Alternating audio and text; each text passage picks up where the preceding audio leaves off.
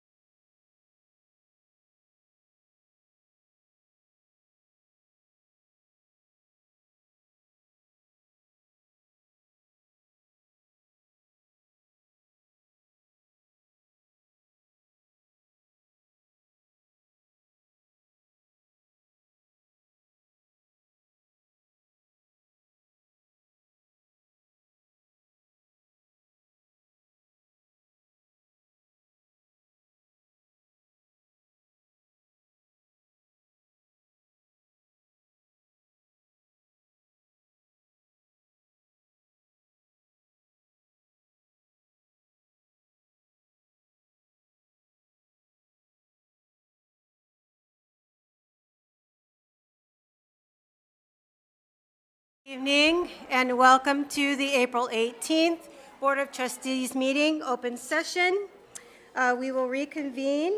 We'll begin with our Pledge of Allegiance and a moment of silence with our student representative to the Board of Trustees, Daniela Ruiz. Please stand. Put your right hand over your heart. Ready? Begin.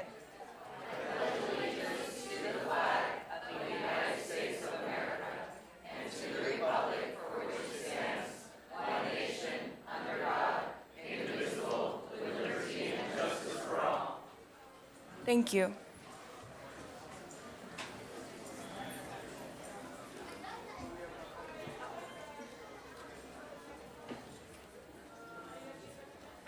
We are nearing the end of the school year, where graduation is right around the corner for us seniors.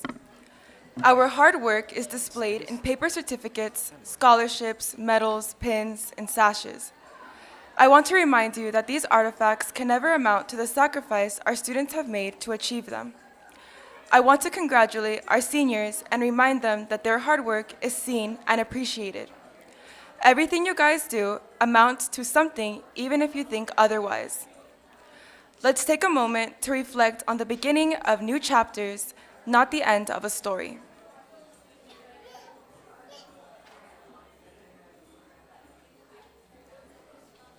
Thank you. Thank you, Daniela. And before we begin, I would like to acknowledge our guests. I'm not sure if they're here. We'll just give a shout out to them. Jeff Morgenstern, ASTA President. I saw James Goran, Vice President of ASTA.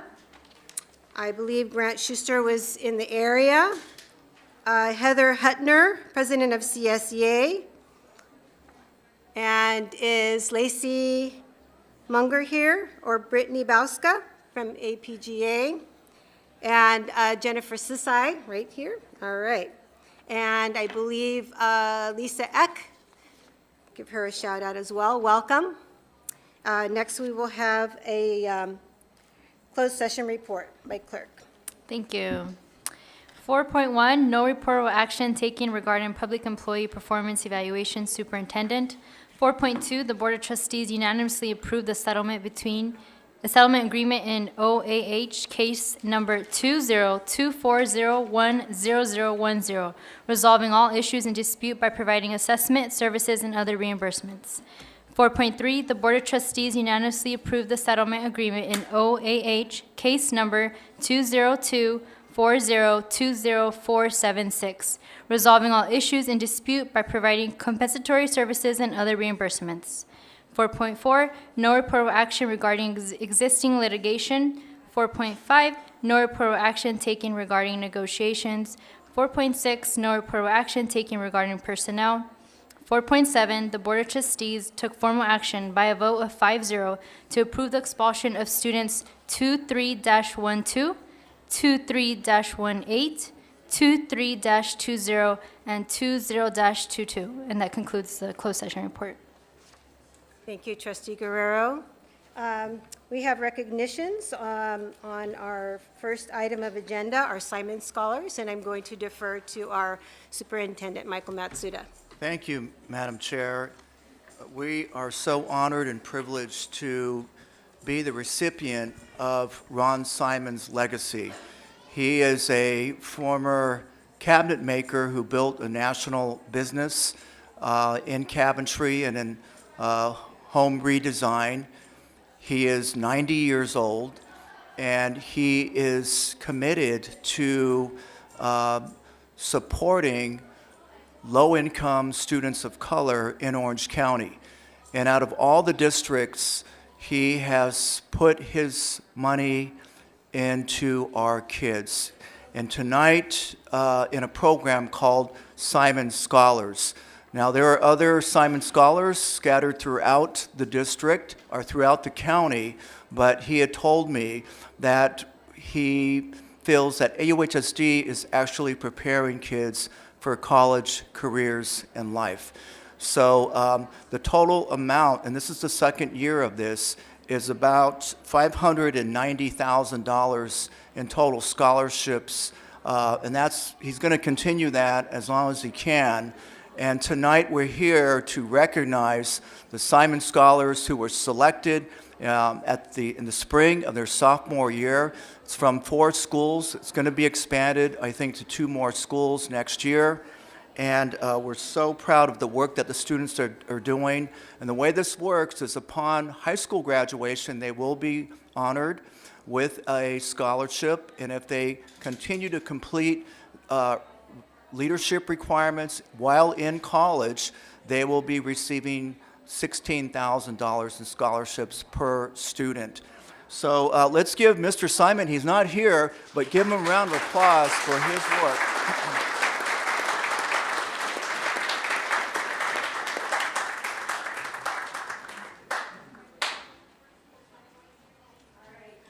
To read the names, and if you're here, please join us up at the dais. We'd like to shake your hand and congratulate you. And these are in no particular order. I apologize, but we're going to go. Samantha Aguilar.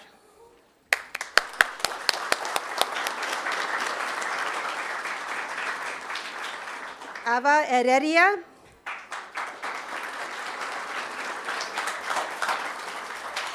Fiorella Hernandez Calderon.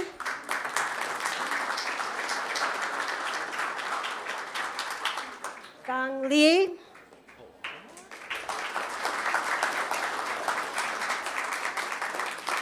Ruth Wynn.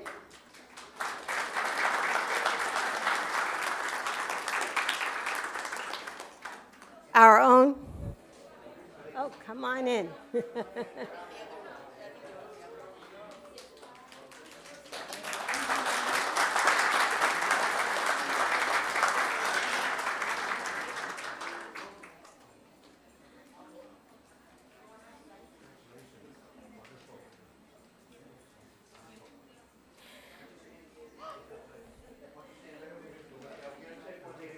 Thank you. Our own Daniela Ruiz.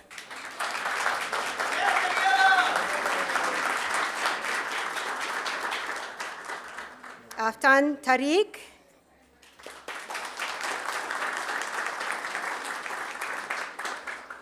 Leslie Catarino.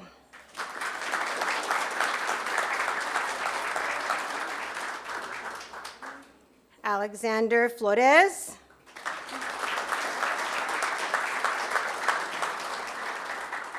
Citlali Gutierrez.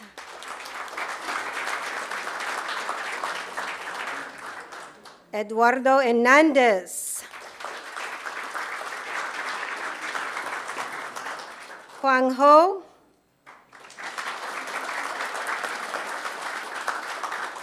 Diana Jaime.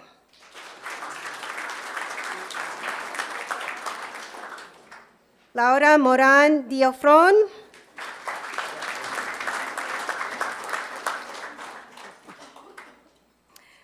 Alexandra Perez.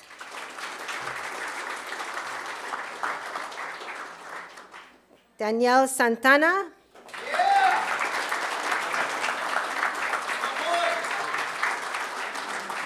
Genesis Vu.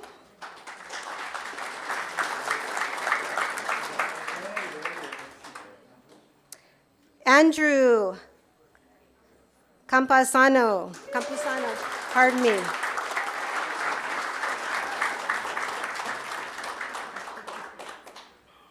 Apologize, Andrew. Marissa Hernandez.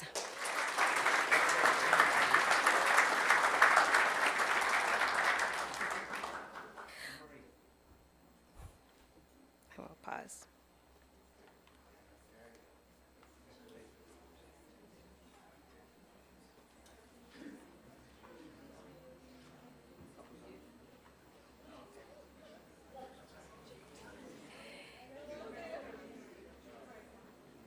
Caden Fab McSay.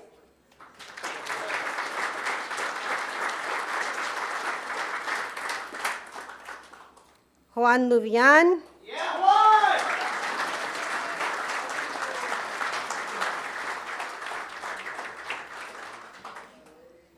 Stephen Nava.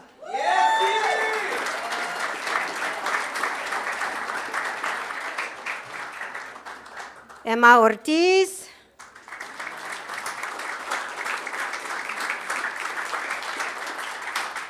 Alexa Reyes Cedillo.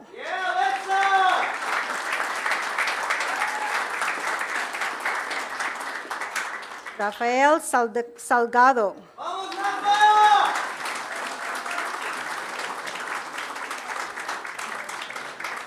Amy Valadez.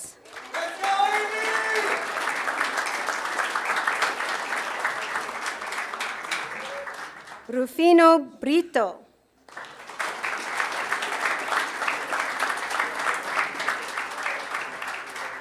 Natalia Carbajal.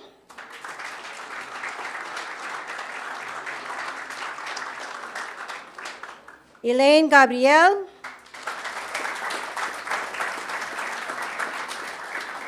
Janisa Medina.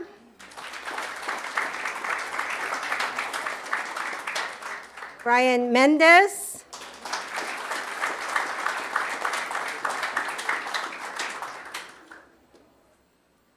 Emily Munoz.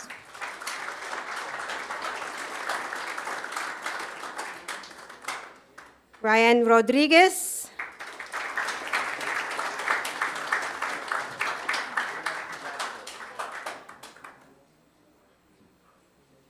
David Torres.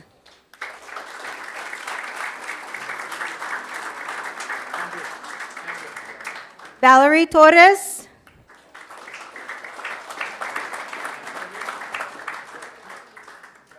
Alexis Vasquez.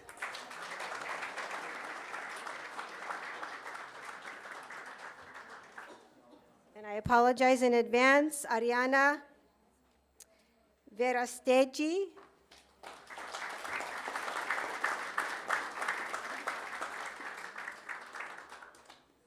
And have I gotten everyone? Anyone making their way over here? All right, let's give them another wonderful round of applause. Bravo.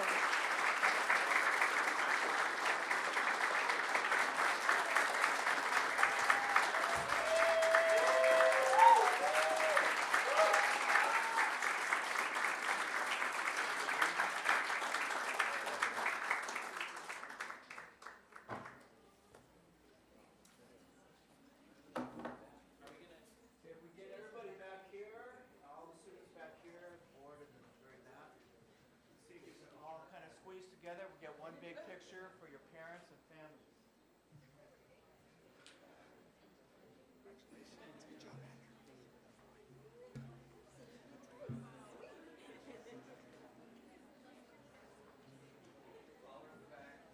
All squeeze together so we get one nice big picture. Come on, come right in front. Form another line here. Yeah, thank you.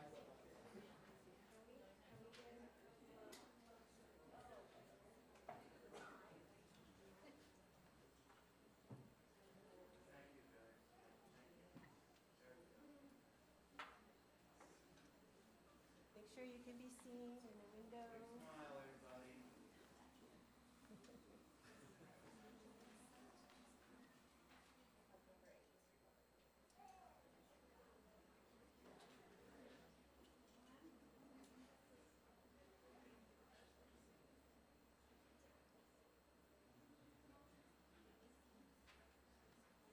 All right, we got them all. Very good.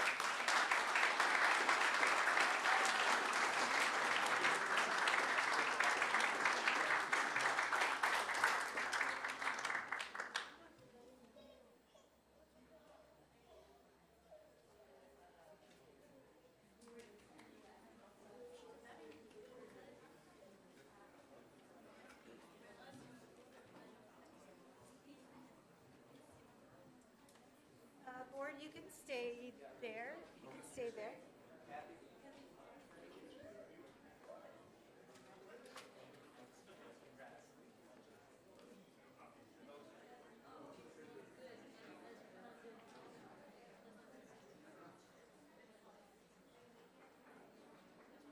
All right. I'm so glad that many of them were able to come tonight. Item 6.2, Anaheim Union High School District Teachers of the Year.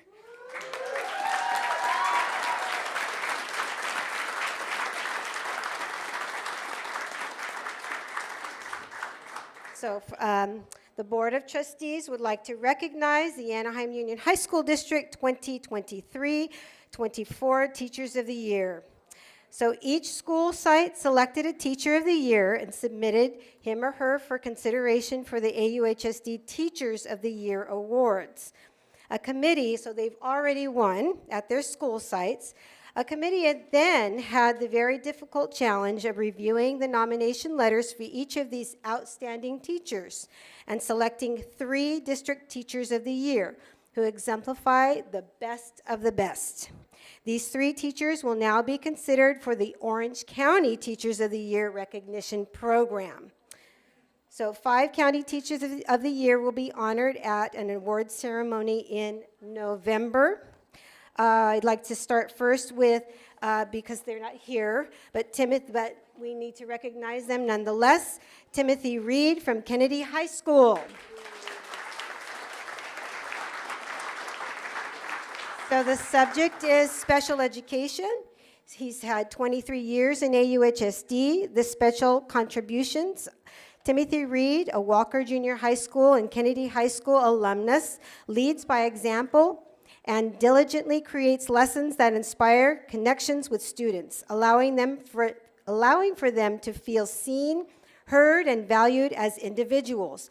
Mr. Reed strives to meet the needs of students by developing strong mentoring relationships while individualizing and differentiating instruction so that each student can maximize their potential. He encourages and challenges students to think critically and creatively in a safe and inclusive environment. Tim is an accomplished educator who develops positive relationships with parents and students. He is a mentor, coach, and approachable school leader who models exemplar core values and principles on a daily basis. Let's give him a round of applause.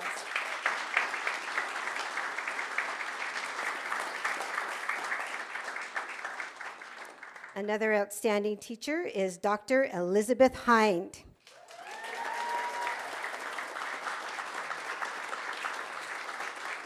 The subject is English, 23 years in AUHSD. The special contributions. Dr. Elizabeth Hind constantly inspires students to excel in their language proficiency, creativity, and overall literacy by employing innovative teaching methods that create a dynamic and engaging learning environment, which fosters communication, collaboration, critical thinking, and culture appreciation.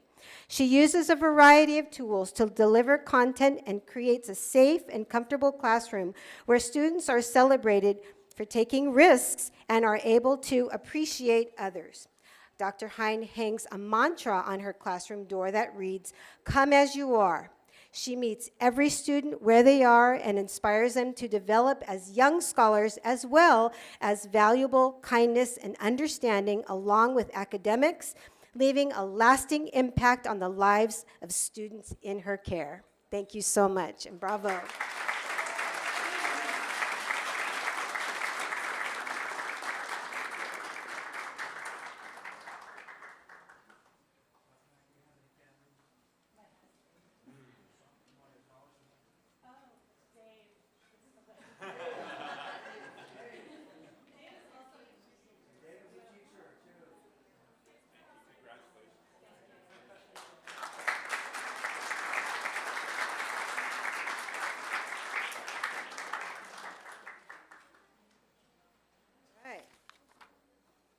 And we have Joseph King from Hope School.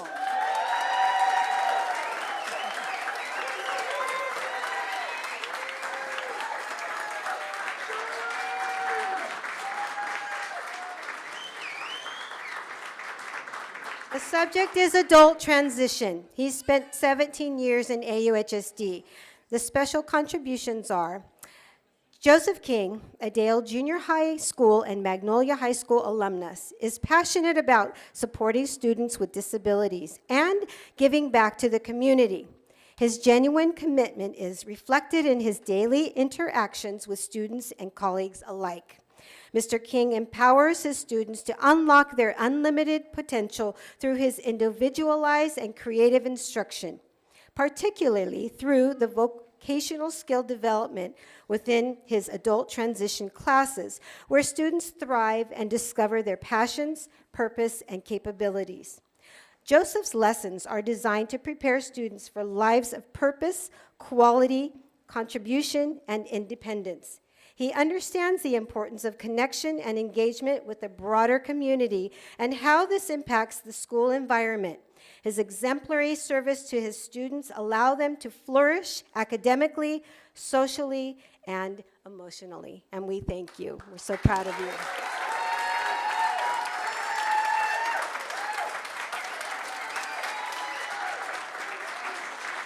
We know the Hope family is here. Do we have any family members as well?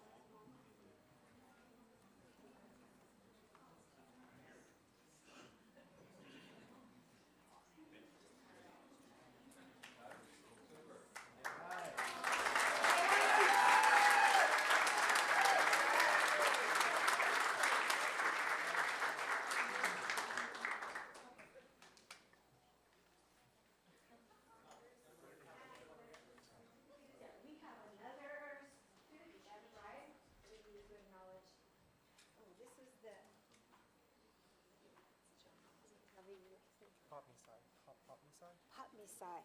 Caden Potmisai.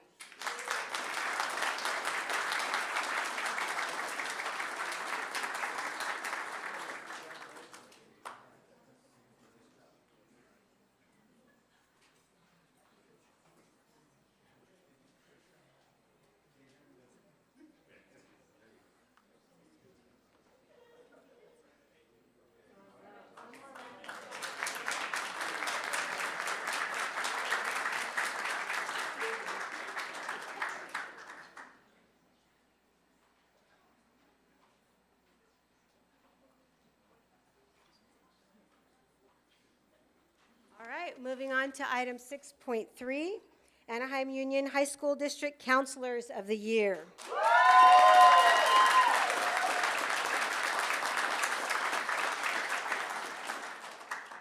The Board of Trustees would like to recognize the Anaheim Union High School District 2023-24 Counselors of the Year.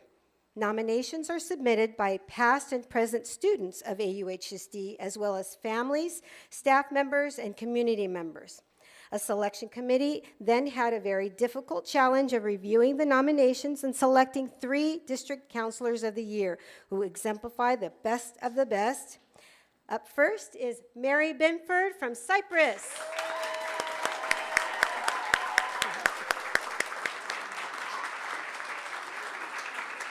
Mary has been with AUHD for 9 years. Mary Binford establishes connections with students and assists them with their post-secondary plans. She cares about the students she serves and communicates effectively with parents. Ms. Binford is available to students, listens to their concerns, offers them support, and connects them to resources. She is also involved with various campus activities and attends student extracurricular activities. Her genuine care is evident in her daily interactions. And we thank you so much, and we appreciate you. Congratulations.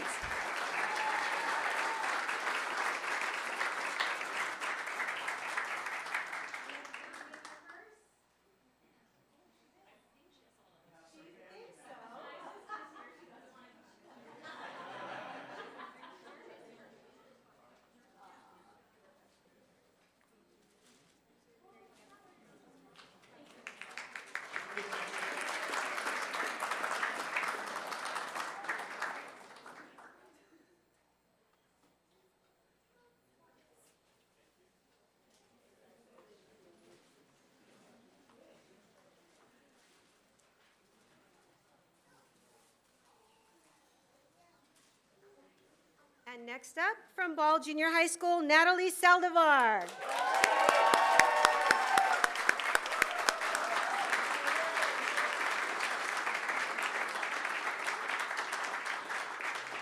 Natalie has been with AUHSD for 9 years. I'm saying it wrong, Natalie. Oh, you know what? They left off an E. Pardon me. Natalie Saldivar is committed to the academic, personal, social, and career development of her students. She goes above and beyond to ensure that every student feels valued and supported, fostering a sense of belonging. Ms. Saldivar works diligently to implement core lessons that incorporate student reflective practice.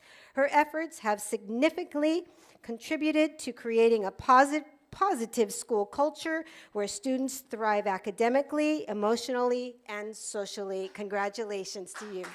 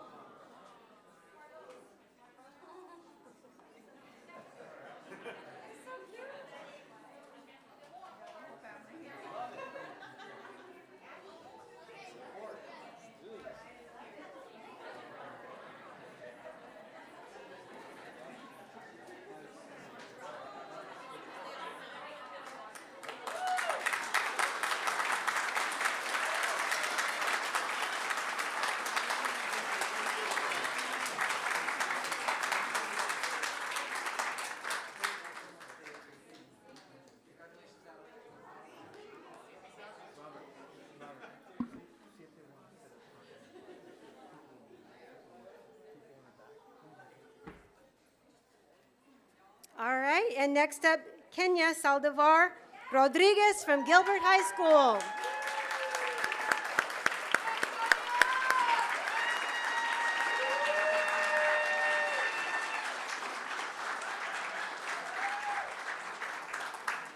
Kenya has proudly served 3 years in AUHSD. Kenya Saldivar Rodriguez positively impacts students' lives by fostering a safe and inclusive environment which supports academic and personal growth. She inspires hope in her students through her optimism, which is uplifting and motivating to students through her encouragement, in particularly those most vulnerable and in need of support. Kenya has also been named one of the 8 OCDE School Counselors of the Year.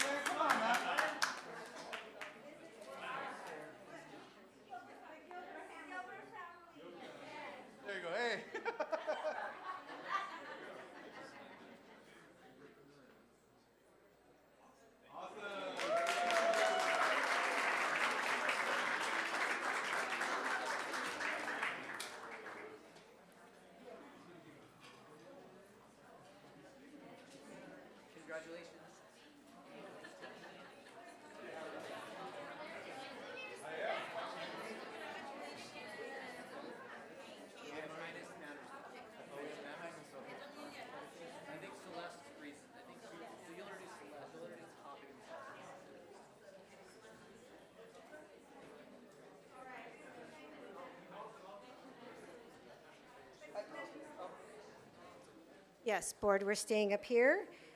The next item is 6.4, Kindness Matters Awards, and I'm deferring to Celeste Kruger.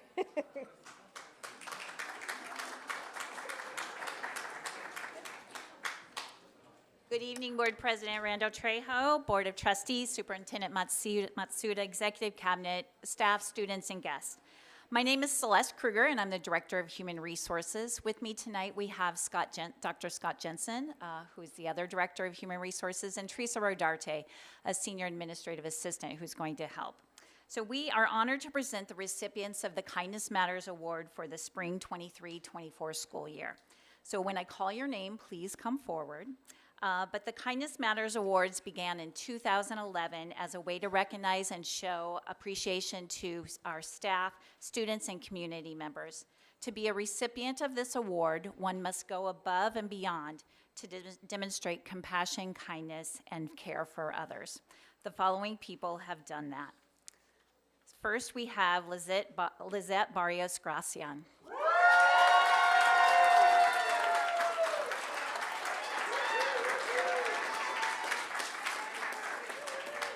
Lizette is a teacher at Gilbert High School, and she was nominated by Maribel Arzivu. Thank you, sorry. So Lizette deserves this recommendation for the Kindness Matters Award because she goes above and beyond for her students and even her colleagues.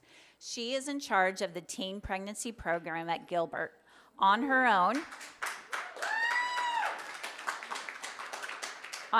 she has applied for grants, which have already brought in new funds for the program, and now her classroom has a new stove, refrigerator, classroom tables and chairs, new pots, kitchen appliances, etc.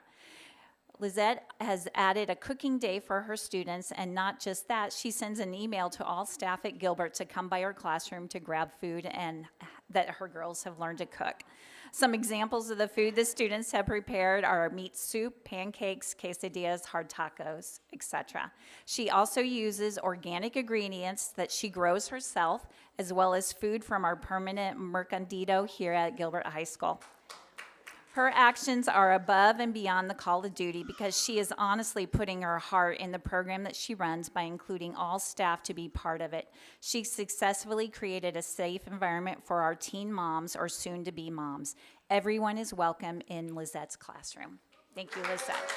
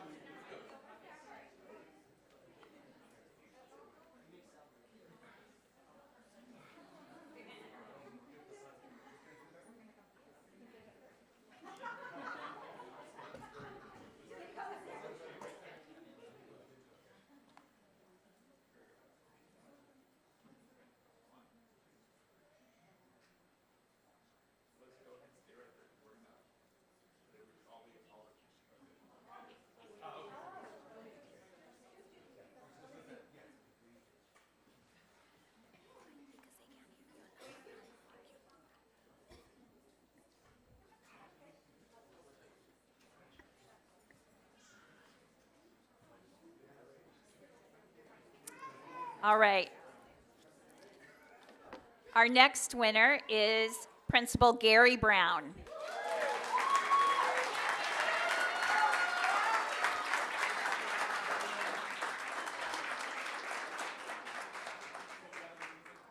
So Gary is the principal at Loera High School, and his nomination was forwarded to us from Anne-Marie Randall Trejo.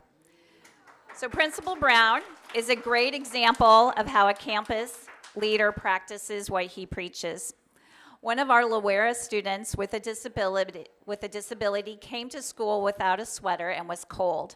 The student's instructional assistant walked the student over to Loera's Family Center to look for a jacket for him, but were unable to find one that fit him. Principal Brown happened to be in that room and overheard the conversation. He offered the student his personal sweater from his office. The student and the instructional assistant were shocked and pleasantly surprised that the principal offered to share his jacket with the student.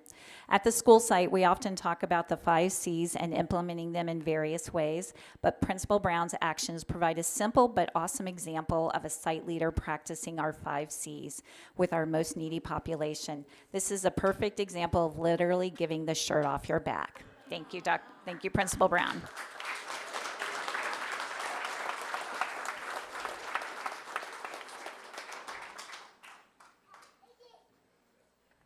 All right, our next winner tonight is Wendy Doughton from Loera High School.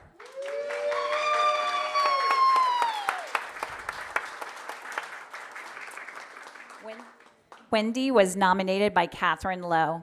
Wendy has one of the most caring and generous hearts at our school. She spends her own money and takes action constantly to bring positivity, joy, and comfort to both staff and students. For example, Wendy brought pickleball equipment and a net to the site so that the students could play in the courtyard during lunchtime. She also regularly bakes and makes treats to share at our department meetings. Wendy is generous and kind with her time and attention, often staying long after the bell rings to help students and offering a listening ear to them and to her fellow teachers. Being a teacher is an incredibly stressful and emotionally and physically taxing job, and most of us go home needing to take a break and to address our personal lives. However, Wendy still makes time to bake treats, shop for little gifts that will brighten people's days, and practice generous hospitality by hosting staff parties at her home, as well as arranging Friday get-togethers with a focus on getting the newer, younger staff members connected. Her kindness truly knows no limit. Thank you, Wendy.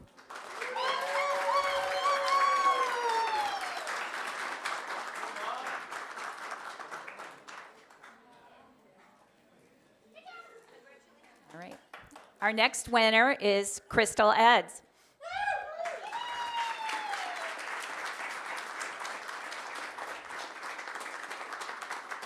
Crystal is the records secretary at Western High School and was nominated by Diana Reyes. So Crystal is very intelligent and knowledgeable. She is one of the district's most experienced records secretaries. Every time the district has a new employee in the records secretary position, Crystal is always willing to share her knowledge and trains them at their site or invites them to come over to her site so they can learn hands-on. Crystal does not only focus on her job at her site, she makes sure the other records secretaries are understanding their job and frequently contacts them. She is also available for anyone that needs help regardless of position or title. I'm thankful for having her as my coworker because she is always willing to step up when others are struggling. Thank you, Crystal.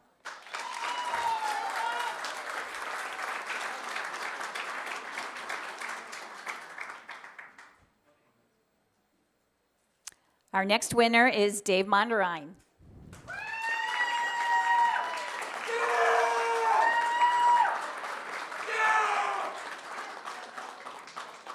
Dave is the Director of Training for Get Safe. He was nominated by our Gilbert Adult Transition students and teacher, Candace Sosa. So Dave is an energetic, engaging, and knowledgeable presenter with Get Safe. He typically presents to all of our adult transition programs and some high school classes within the district every year. The training consists of 3 days reviewing personal boundaries, what to do in case of emergencies, how to be safe in the community and online, using your mind, body, and voice to communicate, and more. I've never worked with someone who is able to relate, engage with every student in the classroom during the whole lesson with understanding, smiles, and laughter. Dave is always flexible, working around the varying ATP teachers' schedules. Additionally, he makes an effort to call or email the teacher prior to the lesson to see if there is any one area he should focus on specifically based on student need, making every lesson individualized. We have had other presenters from Get Safe come to our classroom, and although armed with the same knowledge and care, no one is quite like Dave. His enthusiasm and commitment to his job and our students is uncomparable. The students wanted to nominate Dave for all of his hard work and dedication. He is the definition of going above and beyond the call of duty. Thank you, Dave, for all you do.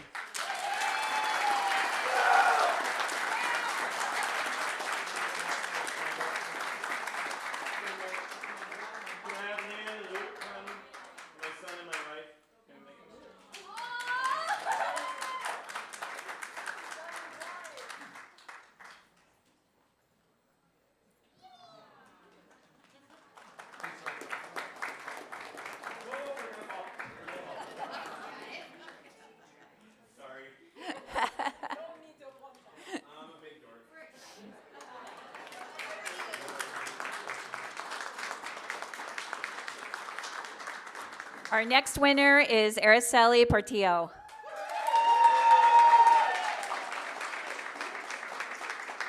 Araceli is a teacher at Savannah High School and must be doing such an awesome job. She was nominated by 6 different people for this recognition.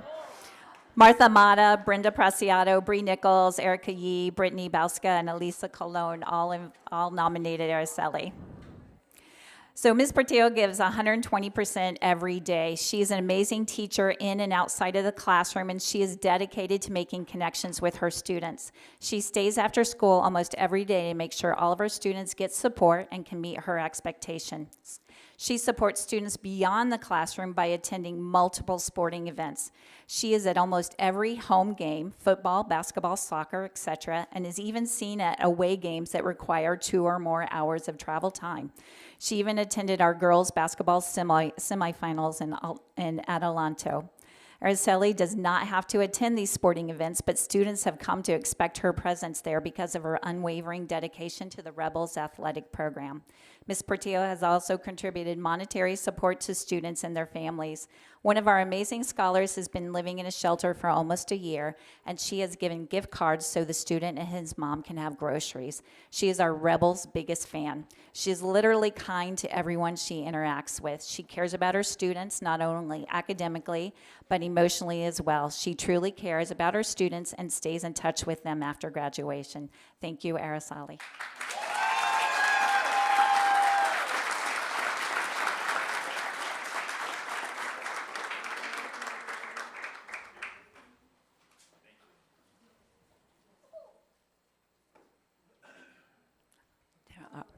Okay.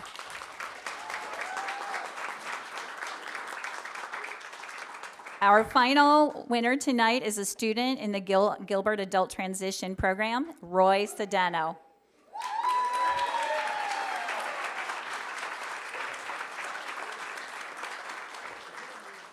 Yes. Roy was nominated by his bus driver, Sandra Pittman.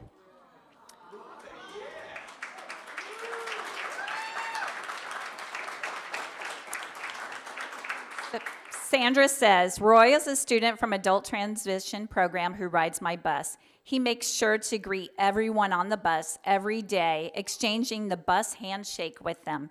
He is kind even when we have challenging students on our bus. If new students are added to our bus route, Roy asks me for their name and then greets them when they board the bus and shows them the bus handshake.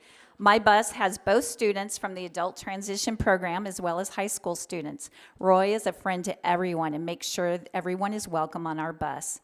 All students greet Roy with a handshake that he has taught them. He has ridden my bus for 2 years and has been consistently kind to everyone he meets. He goes out of his way to make everyone feel welcomed on our bus. It is an honor to know Roy.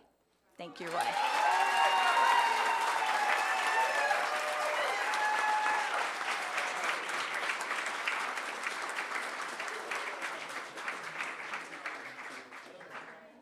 Can all of the winners please come forward and we'll get one big picture together, please?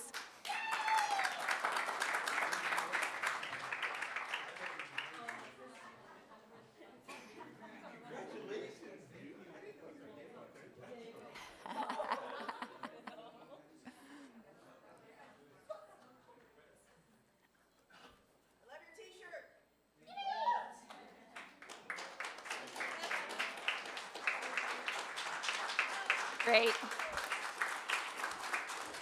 Thank you so much. Thank you to everyone who nominated and to all of our nominees and winners.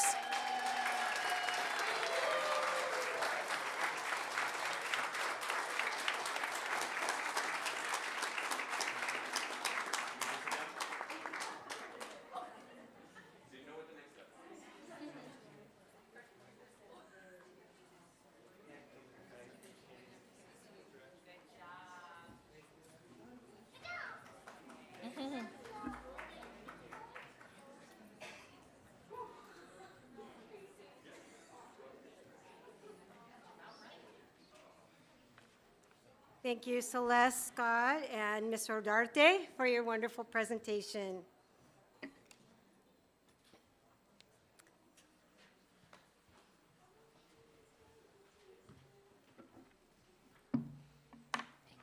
Next up will be item 7, our student representatives' report to the board.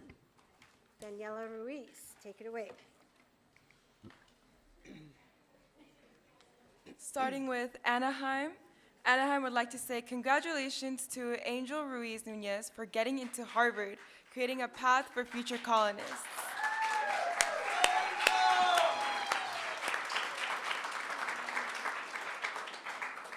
Cambridge Virtual Academy would like to highlight that their RSVP, Raising Student Voices and Participation, through a Pie a Teacher Day, shooting to sprinkle some happiness, raise funds for furry friends at shelters, and spread some good old community love. Everyone got a slice of fun by playfully pieing their teachers, showing off the creative flair, big hearts, and community vibes. Cyprus wants to say congratulations to Amy Bunserisert for being selected as ASB president.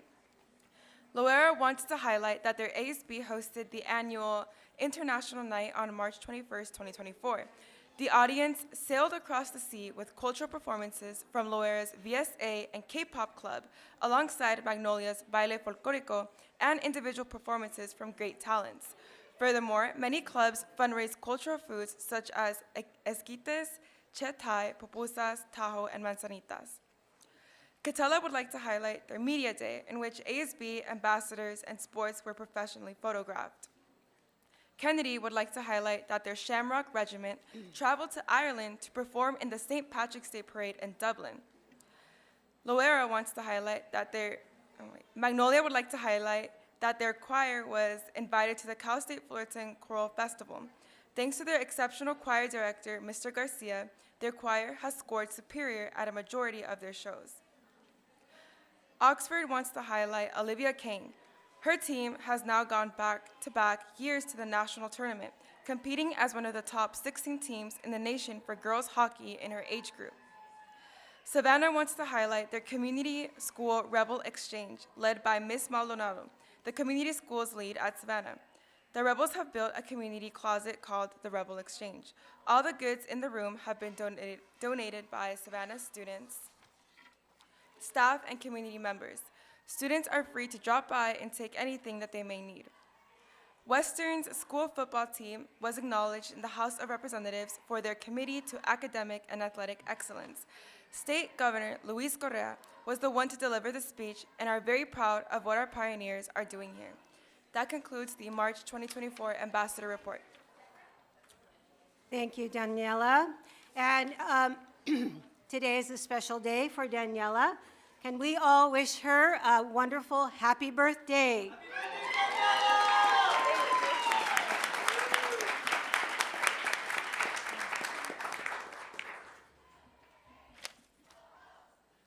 And Daniela, you're leaving us. All right. Next are the student speakers, item 7.2. We have, let's see, 7.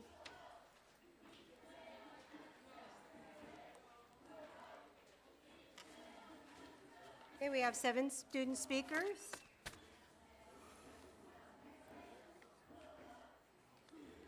Please, can we have our student speakers close by, so when I call their name, they can come up?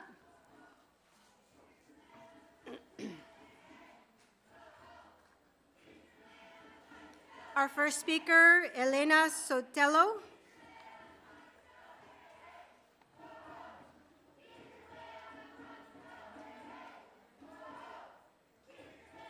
And I believe Haley Sotelo is with her.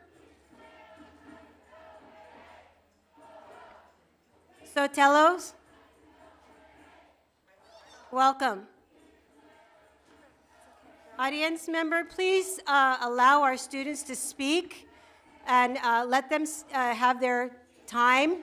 Please do not interrupt with clapping or cheering. Let them finish, and then you may proceed to clap for them or cheer for them. Give them all of their time tonight. Thank you. Dear members of the board, my name is Eliana Sotelo, and soon I will be joining the... Hold on, sweetheart. Hold on. Okay. We want to hear you. Thank you.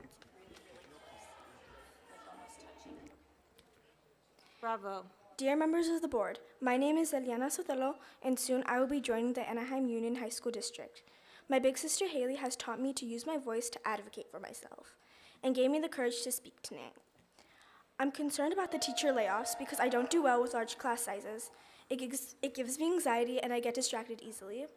I also look forward to having those teachers who have poured into my sister do the same for me. I ask you to please take me and other students with similar needs into consideration. Thank you.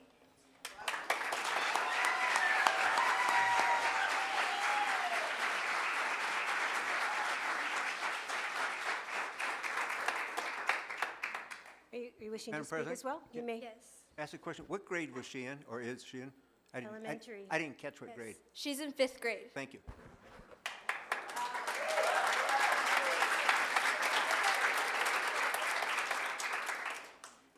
Welcome. Thank you. Good evening, members of the board. My name is Haley Sotelo, and today I am here to support my teachers, as well as talk about how the decision made will directly affect my education. The bigger a class is, the less time teachers will have to run clubs or give students extra help if they need it. Obviously, this is not their fault at all and does not reflect their capability to teach in any way. If there are too many students in a class, it's not beneficial for anyone. Imagine having to deal with 39 plus kids, and that's not including every class period. As a student, I'm concerned for next year because I know this will have an effect not only on me, but in the younger students coming into our district. The reason any of us are coming up here to speak tonight are because the teachers you have given us have done their job and they've done it incredibly well. Today, I'm speaking on behalf of all the students in this district when I'm asking you to not take away the amazing teachers you've gifted us with, because they have shown us how to engage civically and respectfully. As students, we are all incredibly disheartened by this decision, but we thank you for taking the time to listen to us. Thank you.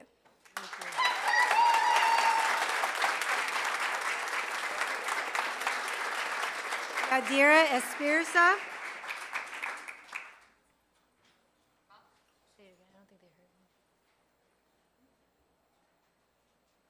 Yadira Espirza, and I apologize if I'm not pronouncing that correctly. Welcome. Good afternoon. My name is Runa Esparza, and I'm a sophomore at Western High School, and I'm here to urge you to find a different. Speak in your microphone. And I'm here to urge you to find a different solution to your money problem.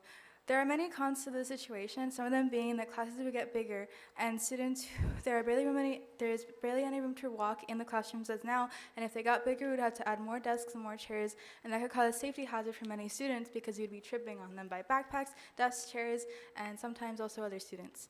Larger students and students who need wheelchairs will have a more difficult time getting to their classes. It's also really big safety hazard because if there was a fire drill or if there was an earthquake or an active school shooting, we wouldn't be able to get to safety in time without accidentally getting someone else in danger or ourselves in danger. An award-winning teacher and best-selling author, Winston Keenstick, said that the max amount of students that should be in a classroom is 18, and I don't have a single class that has only 18 students. If you got rid of more teachers, it would only go up, increasing the safety hazard that there already is. I hope that you go with a different solution to this because it will affect all of us in the long run, and I would really like to avoid that. Thank you for your time. Thank you. Pearl Ta.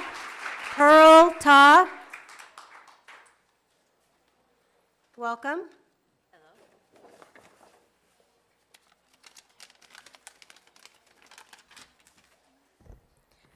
Hi, my name is Pearl Ta, and I'm from Luera High School.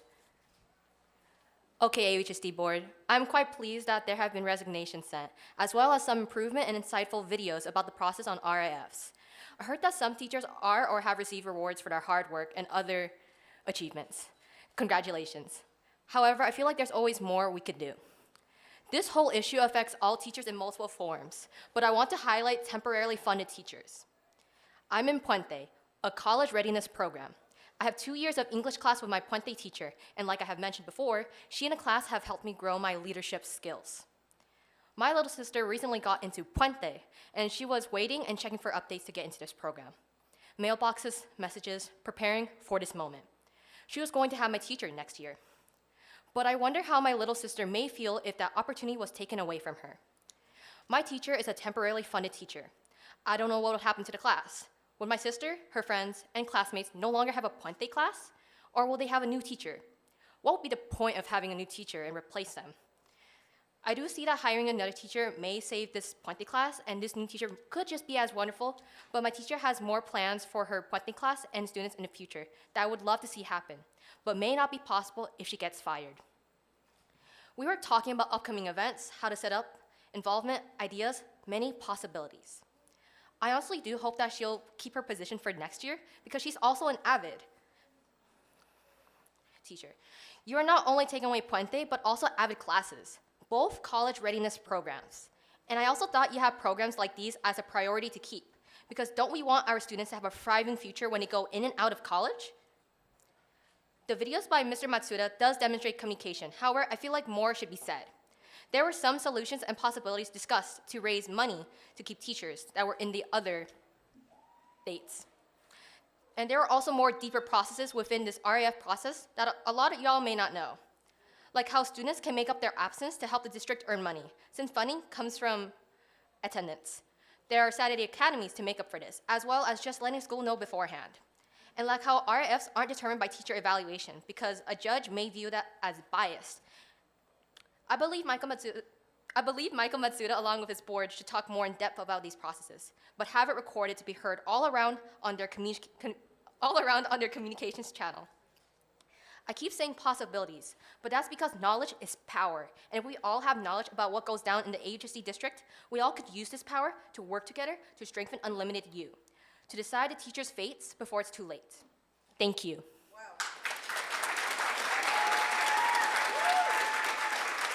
Thank you, Pearl. Andrew Campuzano.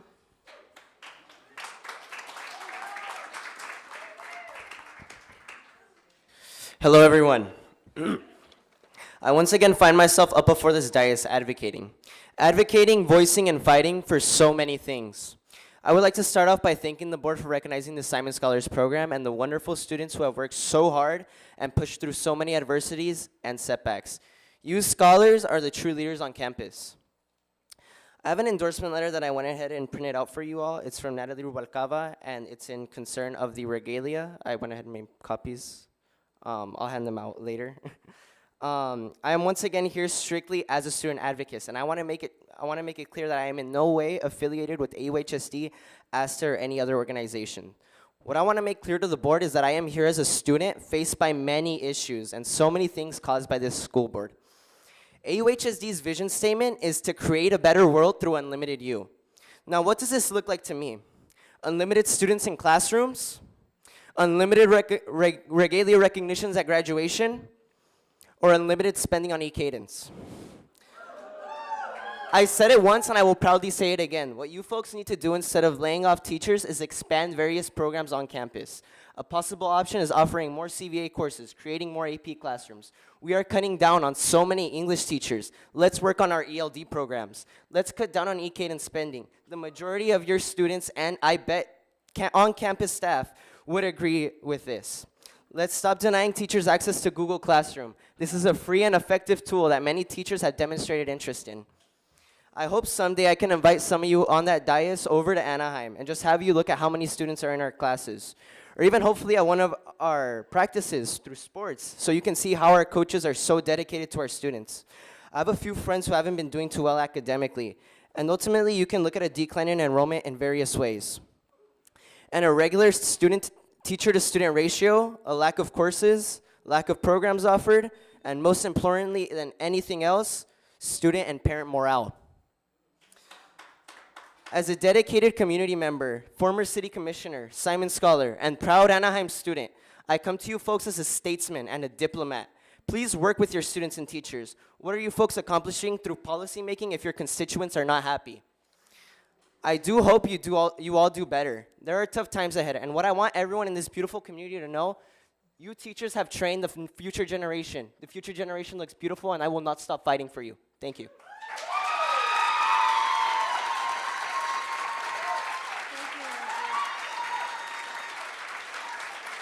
Yana Igama. Gianna Igama. Welcome. Hello. My name is Gianni Agama, a junior at Kennedy High School, and I assume you've all been overwhelmed with the reactions of our district upon the teacher rifts, but I also hope to assume that you are proud of the unity in our community. I want to speak amongst how AUHSD teachers on my campus and beyond have ignited my ability to believe, protect, and love myself. Ever since elementary school, I have had a 504 plan for my anxiety and depression. This plan is sent out to all my teachers in the beginning of the year so that they are aware that I may have some learning impediments, such as needing more time for assignments or simply a break from class if I'm overwhelmed. This infiltrating mentality of anxiety has reigned over me recently, and the only way I was able to recover was because of the love of my teachers. I was recently involved in the Every 15 Minutes program at my school at Kennedy. If you are familiar with this program, students take 2 days in educating themselves and others on the dangers of drunk driving by presenting a realistic car crash scene to juniors and seniors, where one of our peers ultimately dies. I had the honor of being arrested during this program, which quite frankly led me down into a spiral of depression. I began to see the scene that I was in as real. I began to hate myself for something that was pretend. And I began to not give myself a chance to breathe. Only when I returned to school, lacking my usual smiles or laughter, that I was able to find my old self again. Because of the teachers who supported me, because they regarded me beyond a student in their class, because they cared about me and my well-being. All my teachers made sure I was okay. All my teachers gave me grace when I couldn't have done that myself. And I am forever indebted to the teachers who don't even have me in their class, who took me aside and made sure that I wasn't plaguing my mind with self-deprecating thoughts, because in totality, they saved me. My teachers are kind, humane, and deserving souls of respect and the chance to continue creating an impact towards all students, parents, staff members, future leaders, future inventors, future performers, future lovers, future dreamers, and future teachers of the world. My teachers I have had the honor of knowing now inspire me and my friends to not only achieve our goals, but achieve a capacity of love for ourselves and others we could not have gained without their help. I want to protect my teachers as much as they protected me, my love, and my life. I hope you will do the same. Thank you. Thank you, Gianna. Sarah Alakud. Sarah.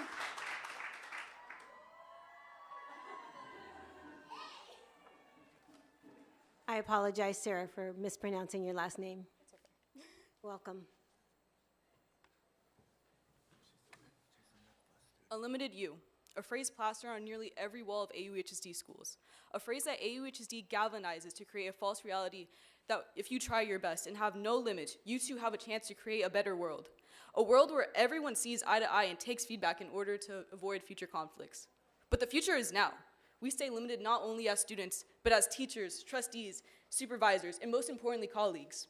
We might not work together, but we all still have the same goal. The goal to provide what's best for 31,000 students. Teachers aren't able to force whether or not a student pays attention in class, graduates, or becomes successful in their career. But they are able to influence those around them. They are able to guide them to being the next brain surgeon, to inspire them to have abilities to learn how to love to learn, to influence those around them for the better, to create a future for the world, not just for them to live without limits, but to see themselves in the future with a reliable source of education. Because if we students aren't able to envision ourselves in the future, then we are limited. Limited not only to our minds, but our resources. A resource like teachers, the root of all learning.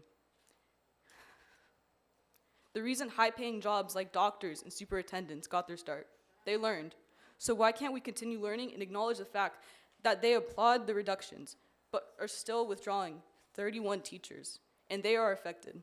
Nevertheless, the fight is like dominoes, because no matter what, the positions at stake will always be labeled as a process bound to happen due to budget cuts. But in reality, our district prioritizes revamping school decor rather than our teachers' pay. So let's view 88 not as progress, but a wake-up call to AUHSD.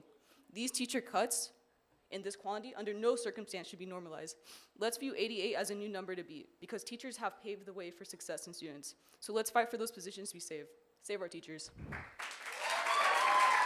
Thank you, Sarah. Gabriela Cerda. Gabriela?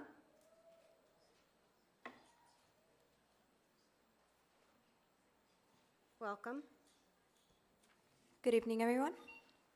As representatives of our Anaheim High School PTSA, we are here tonight to express our collective support for the students of Anaheim High School and the request to wear honor sashes, cords, and other regalia they have earned during their years at AUHSD.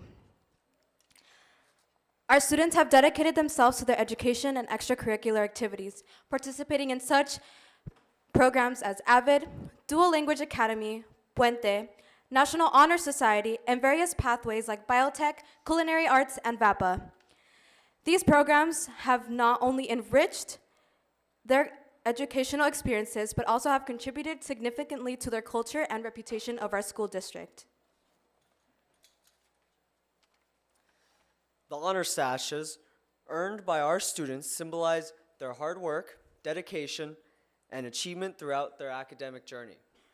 These sashes not only recognize individual accomplishments, but also serve as a testament to the excellence of the program offered by our school district. By allowing our students to proudly wear these sashes at graduation, we are not only honor their achievements, but also celebrate their success of our educational programs as a whole. Furthermore, permitting students to wear honor sashes ensures that all students are recognized and celebrated for their efforts and achievements. Additionally, seeing their peers being honored can inspire younger students to strive for academic excellence and actively engage in various programs offered by our district. The visible, colorful, unique sashes and cords that represent each program differentiate students and mark them as members of specific groups and pathways, creating a sense of belonging and kinship amongst the members of the group. These sashes allow students who have gone above and beyond in various ways through academic achievement, service, and extracurricular participation to stand out amongst their peers, representing all the best of our school's programs and our student body's achievements. Some may argue that pins attached to a common stole can do that same thing, but we are here to argue that pins are not recognizable and cannot be differentiated at a distance, and this is the biggest problem. Students want to be recognized for their efforts in the most iconic moments of their graduation, when the crowd watches from the stands as they take the field to pomp and circumstance, and when they walk across the stage as their name is called. It is important to note that our students have been advocating for this change for well over a year, demonstrating their commitment to this issue. As representatives of PTSA, we stand in solidarity with our students and urge the school board to support the request by calling for a vote today. Thank you for considering our viewpoint with this matter. We believe that by supporting our students in this endeavor, we not only promote equity and student purpose, but also foster a sense of pride and belonging within our school community. Thank you. Thank you.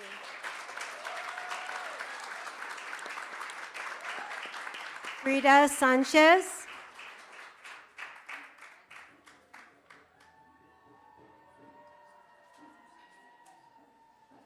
Frida Sanchez.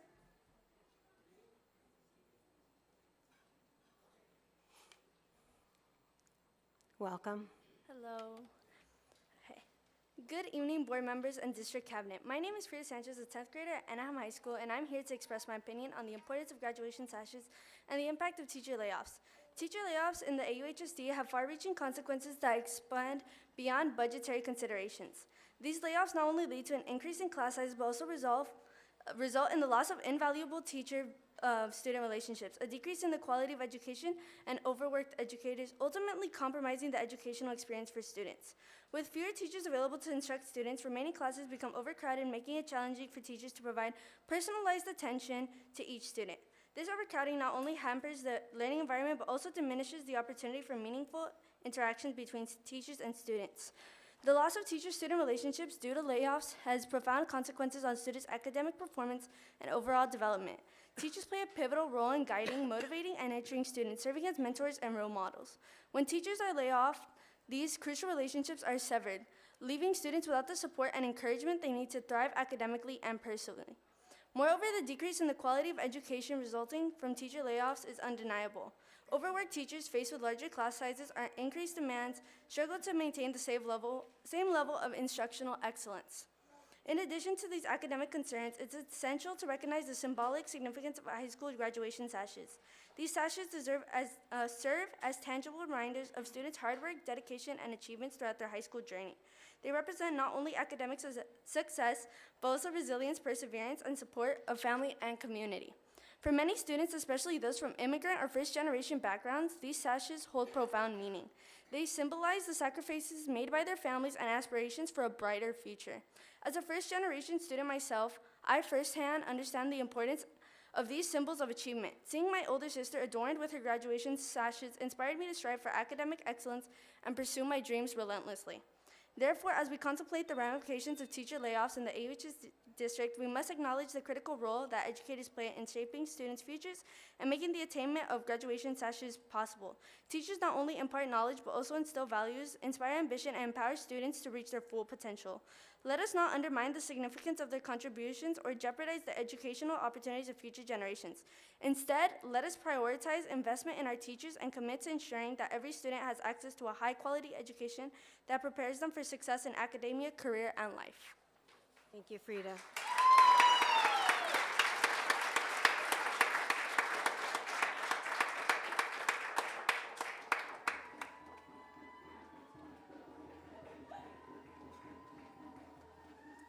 Okay, next up are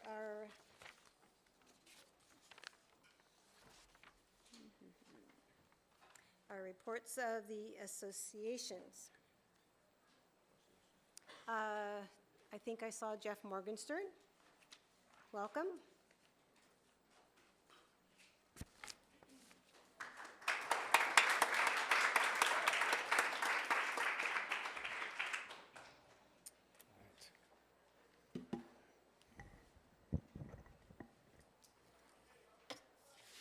Are we still at 5 minutes?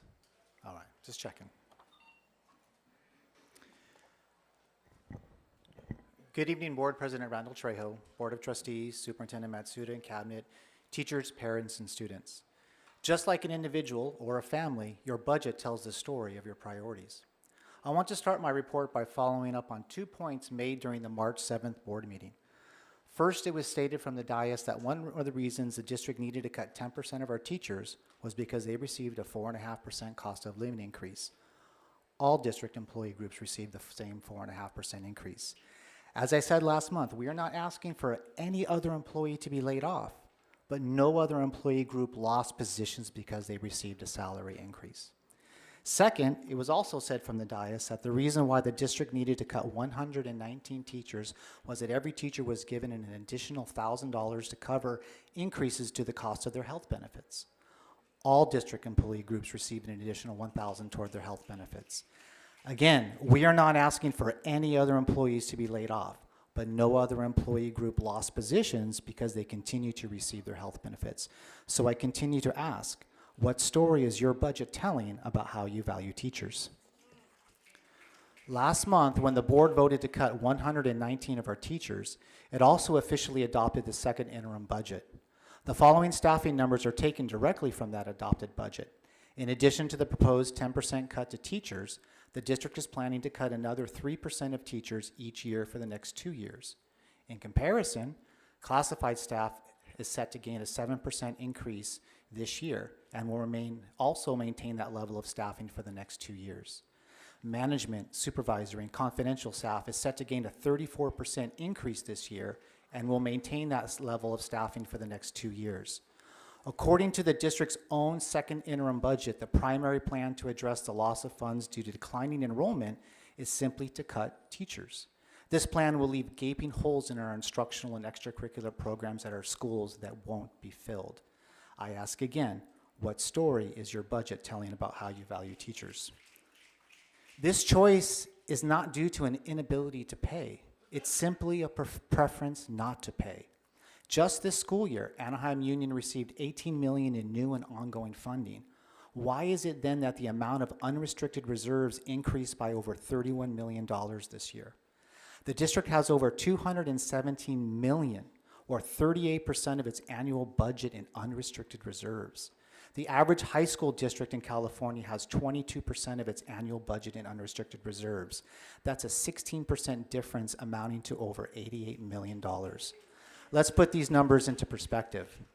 It would take approximately 8%, which is a very conservative estimate, of Anaheim Union's unrestricted reserves, or approximately 20% of what Anaheim Union has over and above the average high school district in California, to stop teacher layoffs this year. Appropriate reserves are prudent savings for a rainy day. The storm is here, and it's time to use a small portion of these reserves to show that we value our teachers and the learning conditions of our students. We should value them not only when times are good, but also in the challenging times ahead. We've seen a total of 88 RIF notices rescinded, and we share in the relief that each teacher feels. Let's not forget that 167 notices have not been rescinded. Next week, nearly all of the 167 will be attending a 3-day hearing at Catella High School to argue to keep their position next year. This is a huge and complex process to manage, and it must be said that the district has chosen for over 2 months now, despite our repeated requests, to withhold critical information that teachers need to prepare their case before the administrative law judge. In fact, the district just responded to our discovery request at 5:17 p.m. last night. This has created mass confusion and has significantly contributed to the anxiety and stress of our teachers. Since day one of this layoff process, we have asked that any teacher who is laid off continue to receive their employer-provided health benefits for themselves and their family through the summer months while they're looking for another teaching position. We have yet to receive an answer. These teachers will have completed their full work year and deserve to receive their full year's worth of benefits that they have earned. Let's dig further into the layoff numbers. Of the 119 probationary and permanent status positions to be eliminated, 24 of them have been covered by retirements. And add an additional 14 temporary positions, that's 40 positions that are simply going away. It was shared by the superintendent yesterday that 33 of the remaining 95 probationary and permanent status teachers will have their layoffs rescinded, and 62 will not. 33, that's approximately 1 out of 4 of the original 119. Now, I want to acknowledge that this is a step in the right direction, and I appreciate the board's change of heart, but we can go further. Those 33 positions represent just 2.8% of the district's unrestricted reserve. What is the solution that we propose? First, roll back the current layoffs. We know the reserves are there, as well as almost $100 million in supplemental and concentration block grants that will be directed by the recommendations of the LCAP process. Through retirements and providing individual class caps, we can manage the coming years with little or no layoffs.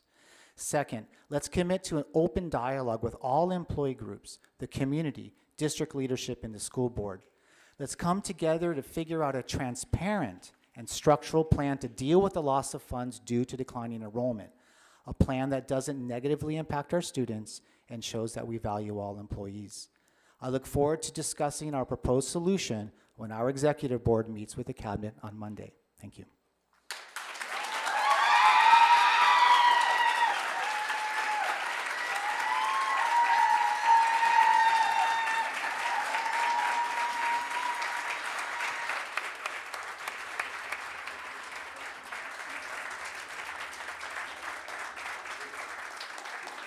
Welcome, Dr. Sasai. Good evening, Madam President Randall Trejo, Board of Trustees, Superintendent Matsuda, members of the Executive Cabinet, students, parents, and our community, both here in person and joining us online. As we're in the final quarter of the school year, we're fully immersed in the busiest period. It's time for both celebration and preparation as we look forward to wrapping up this year, while laying the groundwork for a successful start of next school year.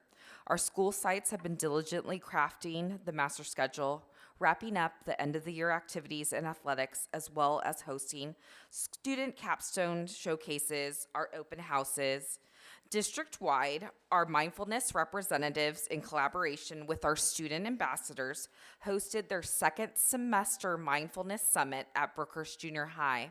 The student-led event drew over 100 students from across the district to learn more about themselves and to empower themselves with strategies to stay proactive when dealing with their well-being. We want to extend our heartfelt appreciation to all of our dedicated personnel at our school sites for their hard work, meticulous planning, and unwavering commitment to ensuring the success of all of our students. We also want to invite all of our community members to join us at our upcoming STEAM-A-Palooza event on April 20th at Loera High School. This event promises to be extraordinary with highlighting our programs, our students, and their passions. At the heart of our institution is our students. We want to celebrate all of them. A special shout out to Walker Junior High Show Choir, who competed for the first time this year in show choir competitions. They had an undefeated season, winning first place, best show, best music in all 3 competitions, beating some very tough groups. Kennedy Singers equally have performed well this season at various show choir competitions, including all groups winning grand championship at the Los Alamitos competition, grand championships at the Esperanza competition, and grand championships at the Cypress competition. We are proud of all of our programs throughout the school district. In closing, I want to express gratitude to both all of our site and district members for their ongoing collaboration, connectivity, and proactive approach in addressing our challenges. We value our collective strength and commitment to finding solutions together. Thank you.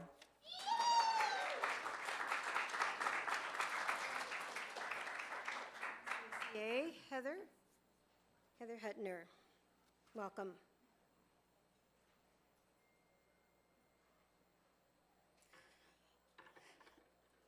President Randall Trejo, Board of Trustees, Superintendent Matsuda, Executive Cabinet, staff, parents, students, and community members. Thank you for the opportunity to address you on behalf of classified CSEA members. While the past month has been a roller coaster for our members, we would like to focus on the positive. We're thankful to have come to an agreement with the district in negotiations, and we're excited that the district has once again agreed to provide CPR training for staff members, and we hope that in the future this means that both staff and students will be safer in the event there ever is an unfortunate emergency on our campuses. Our behavior support medically fragile, visually impaired, deaf, hard of hearing, adult transition, and special ability instructional assistants support our students not only in the classrooms, but also in the cafeteria, the community, and when needed, even in the bathrooms. This month, we've seen some amazing evidence of the impact that quality instructional assistants can have via capstone projects. If you haven't had the opportunity to watch the YouTube video titled Catella Talk 2024 NOVA, N-O-V-A, I highly recommend you do so. It's pretty amazing. It's one of our special ability students who is speaking via her instructional assistant. I remember her from when she was a 7th grader.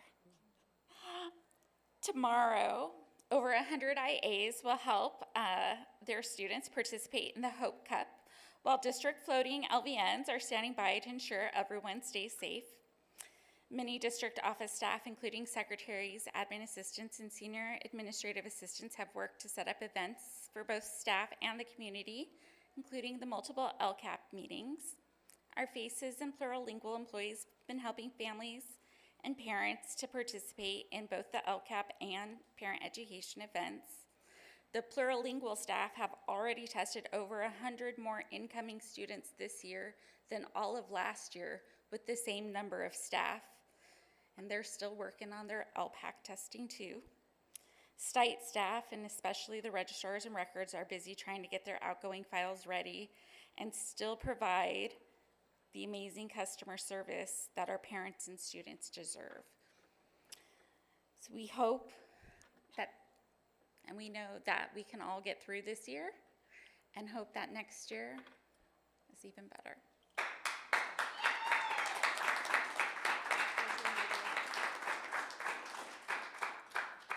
Is APGA here? No. All right, thank you so much.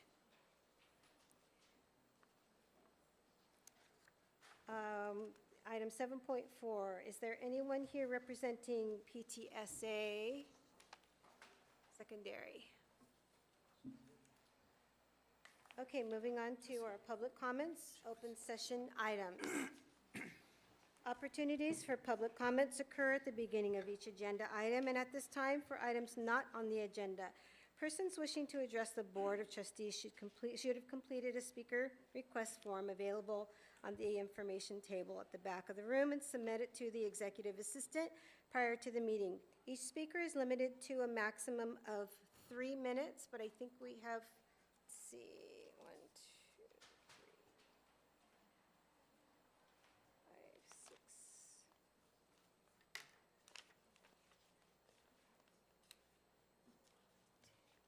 Okay, we have well over 15. We agreed for 2 minutes? 2 minutes for each speaker? Okay. And the board members cannot immediately respond to public comments as stated on the speaker request form. I ask that everyone, please allow everyone to have their full 2 minutes. If you hoot and holler during their time, they miss their time. So I will not ever restrict you from applauding anyone after they speak. So please adhere to those rules. We appreciate that. First up, Julia Lindellen. Hi. Welcome. Julia Lindellen. Lindellen. Yes. Apologize. Hi. Today I will be your substitute teacher. I would like to address the board because we've had some issues regarding our teachers. I had noticed that we have an increase in days, paid sick days. We're supposed to have 40 hours as of January 2024, and none of our substitute teachers had been aware that they had PSL at all. They have had PSL. If they are eligible for PSL if they have worked 30 days for a school district. After the 90th day, they are allowed to have now 40 hours paid sick leave. Prior to this, it was 24 hours. But none of our substitutes knew that they were even entitled to 24 hours. None of them. The reason I know this is because I set up a message board with substitute teachers. They'd never spoken to each other before. Many of our problems are the same. Our EIS system has only recently been updated. We have not been receiving our paid sick leave because we have many administrators who do things differently at different sites. There's no overhead, there's nobody at the wheel. I'm very concerned that this is going to continue to happen and we must be reclassified in order for it to not happen again. We must be employees of the district. We must know our students, we must know our schools. We cannot do that under this employment classification. That's all. Thank you so much.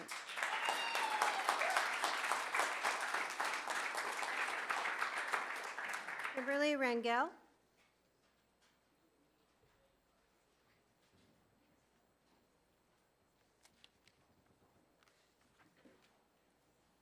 Good evening, members of the board.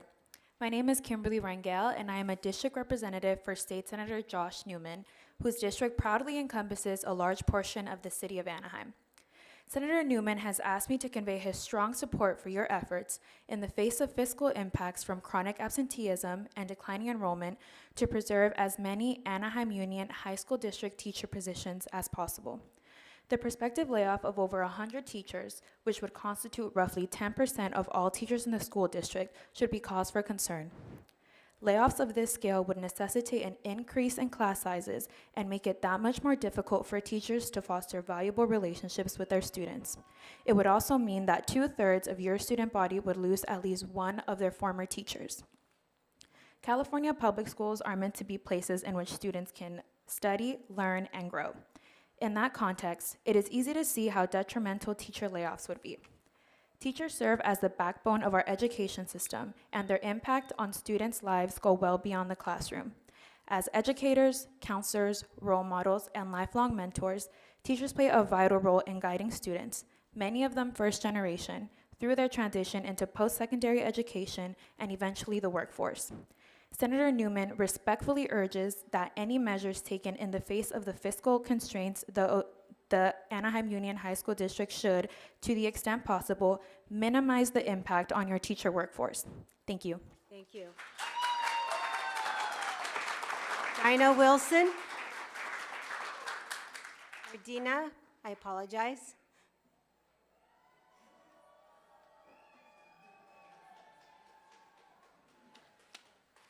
Good evening. I'd first off like to start by saying ditto to everything that the students said tonight. I only hope that I can be as articulate as they are. But good evening, President Randall Trejo and members of the board. My name is Dina Wilson. I'm a resident and property owner within the Anaheim Union High School District boundaries. I'm a proud parent of a student, and I'm also a professional educator who believes in the power of public education and also the importance of local control. And that's why I'm here asking that you, as the elected and governing entity of this school board, ensure that you're putting students first in your decisions, and remind you that you're here to represent us as the community and you have an important role to fill. It requires you to ensure transparency, stay informed, use critical thinking, and uphold the vision of this district.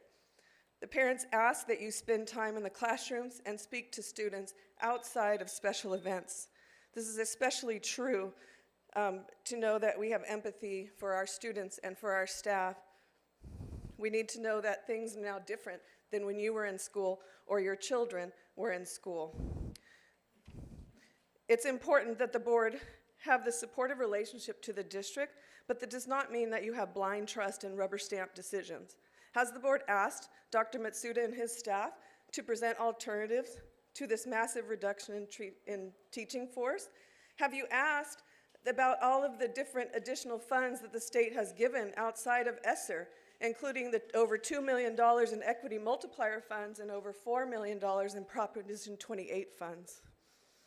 The state is prioritizing and asking that these funds are used to lower class size, but do you know how these funds are being used? As our representatives, we ask that you keep students first, and if you do so, you would look and keep cuts further away from the classrooms, and you would think about how we are recognizing our students for the hard work that we do.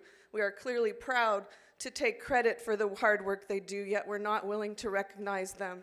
Stoles are not that expensive, and you pride yourselves with the multiple community partners that we have throughout the district, and I cannot think of an easier thing to raise money for. Also, a speaker mentioned a few weeks ago that e-cadence costs $300,000 more than Google Classrooms. That's at least equal to 1 to 2 teacher pay plus salaries. Please ask about that. My child has over 41 students in her honors math class, and I ask, will it be more next year? I ask how this practice is academically appropriate and how it meets the wellness of the staff and students that you refuse to prioritize, and is this aligned to the vision of this district? Thank you, and I look forward to hearing the board ask more questions.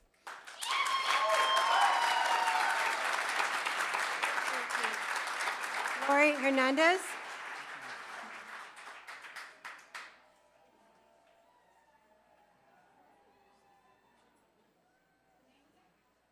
Lori Hernandez.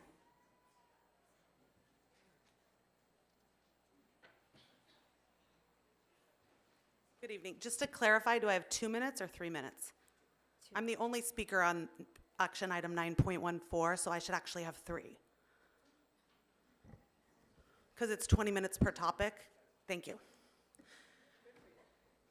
All right, so good evening. I would like to voice opposition to item 9.14, the agreement to spend thousands of dollars on a service to publicize the Cambridge Virtual Academy for the purpose of recruiting students. At some point, this board needs to start asking the tough questions about the future of CVA. According to your website, CVA has 197 students, but employs a coordinator serving as the principal, an assistant principal, 1 family and community engagement specialist, 2 counselors, and other classified positions for 197 students. Due to low enrollment, students in comprehensive high schools now have the option to take a period of their day off, free, free time, and take an online course instead through CVA. So for example, my son, who's gonna be a junior at Kennedy, can take a period off and take AP English online.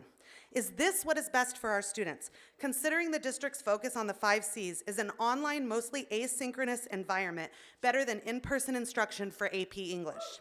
Many districts created online schools before, during, and after the pandemic. Some of those have closed or collapsed into other programs because they are bleeding money and pandemic funding is gone.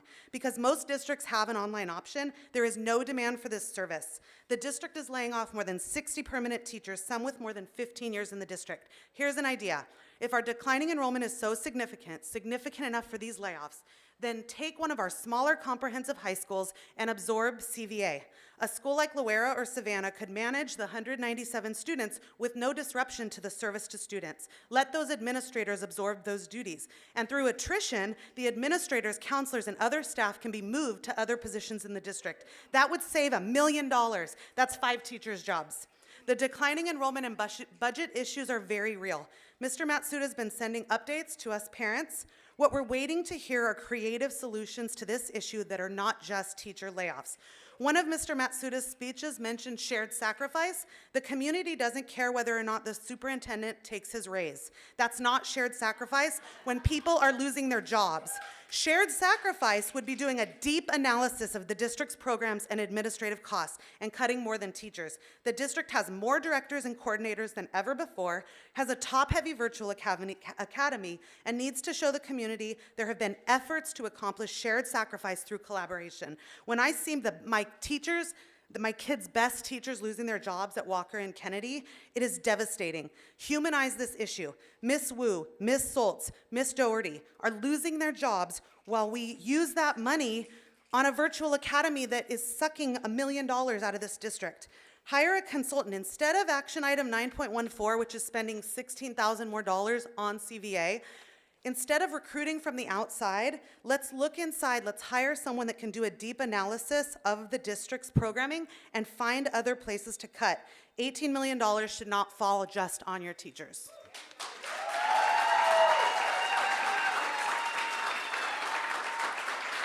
Coraline Romero. Coraline Romero.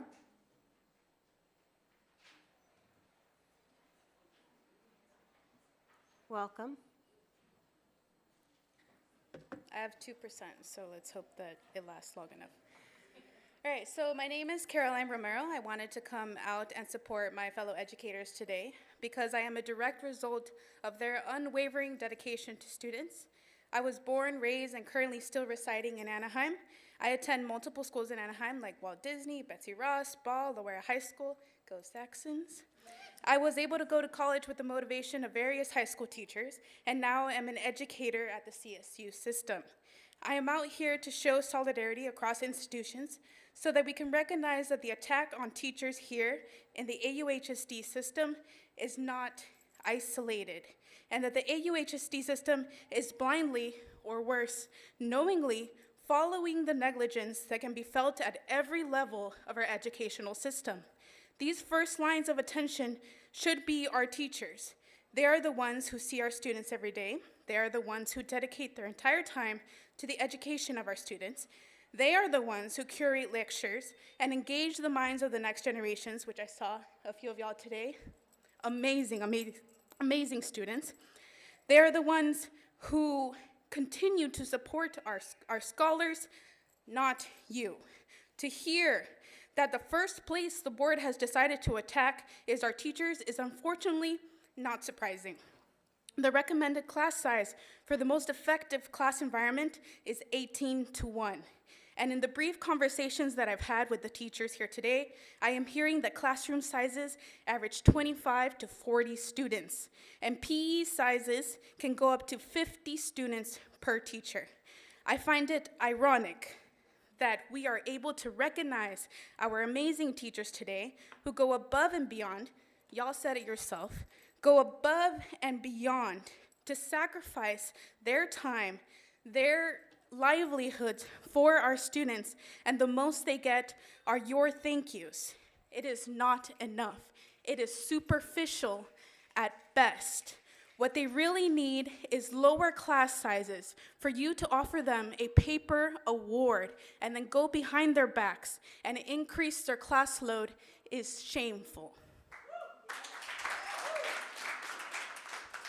I want to emphasize that this board is not being intersectional enough, and the effects that will go across and be seen across our educational system are going to affect our marginalized, most marginalized, and I see a lot of y'all are part of these marginalized communities. It's going to affect our most marginalized communities, and that is simply unacceptable.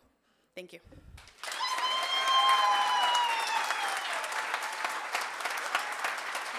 Barrios, Gracian.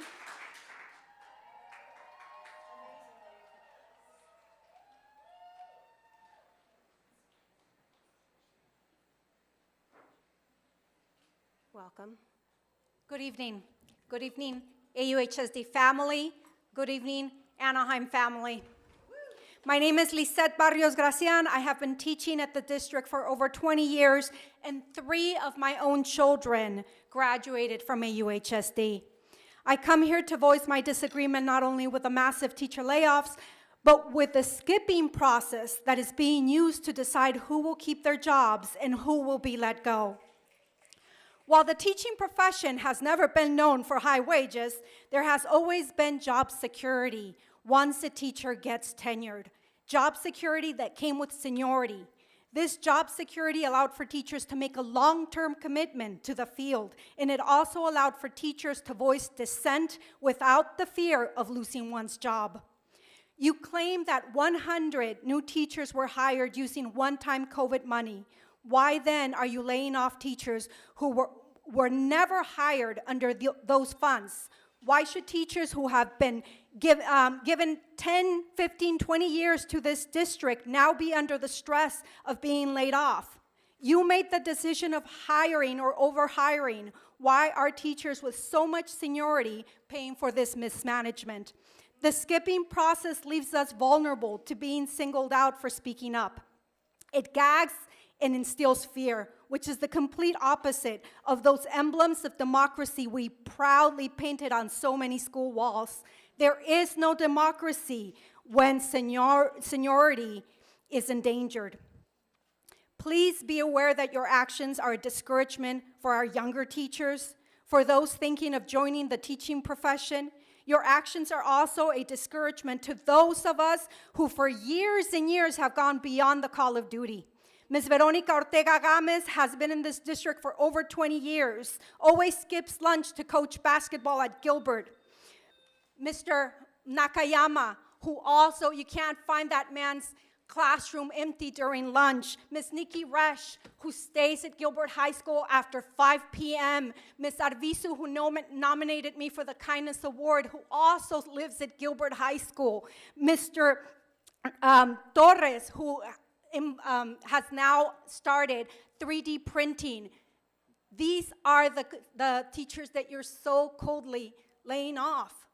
This is our community, and our kids will pay for this.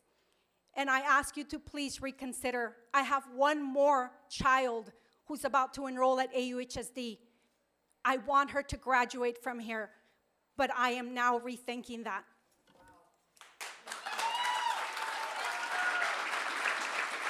Ariel Aguirre.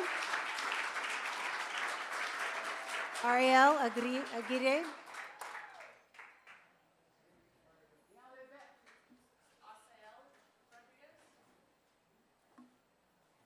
I have Ariel Aguirre. She's coming.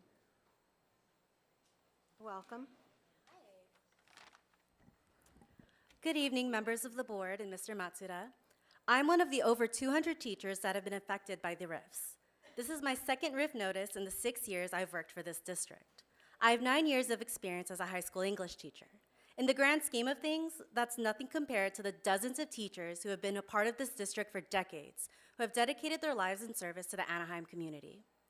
I've spent the past few weeks after the RIF notices watching my colleagues, educators whom I respect and care for, wander the hallways purposeless and defeated. The skip criteria that was shared in regards to the RIFs only served to divide teachers even further and promote a culture of negativity and unnecessary competition. We called it the Hunger Games. The morale on our campus has never been lower, and I have never seen so many teachers beat down and broken. I have to ask, what's the point of tenure and loyalty if we can be let go at any given moment? Mr. Matsuda, you don't deserve our gratitude for sending rescind notices, for acting as if you have saved teachers and that you stand in solidarity with us through these trying times. You don't deserve to get or ask for any appreciation for attempting to fix a problem that you caused in the first place. On February 22nd, you expressed to an auditorium full of teachers that there was no room in the budget to accommodate smaller class sizes, that if we wanted to see smaller class sizes, we teachers should take a pay cut. It still baffles me to this day that teachers bear the burden of fixing the budget issues within the district, that the first thing you all decide to do is cut teachers. Money is being spent on projects, cronism, consultants, business partnerships, and new initiatives that serve a small population of our students. Hundreds of thousands of dollars were approved in the 2022-2023 year to be spent on these consultants. $145,000 to Inflection LLC, aka Manuel Colon, for 5Cs coaching, $172,000 to Youth Engage LLC to consult on planning and marketing of the AI Deeper Learning Summit.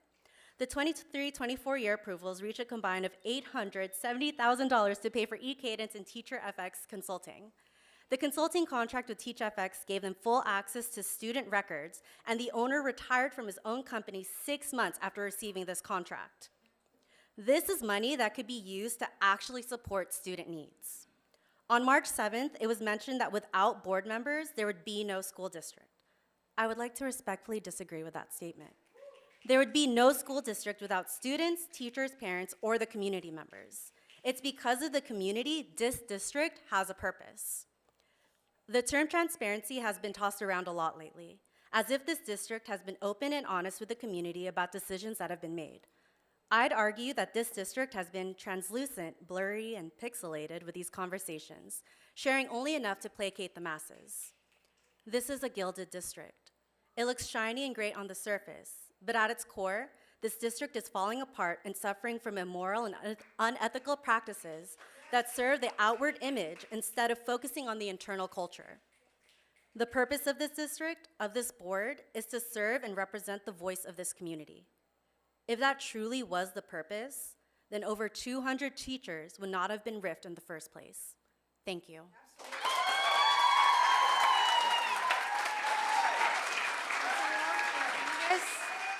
Asael Rodriguez.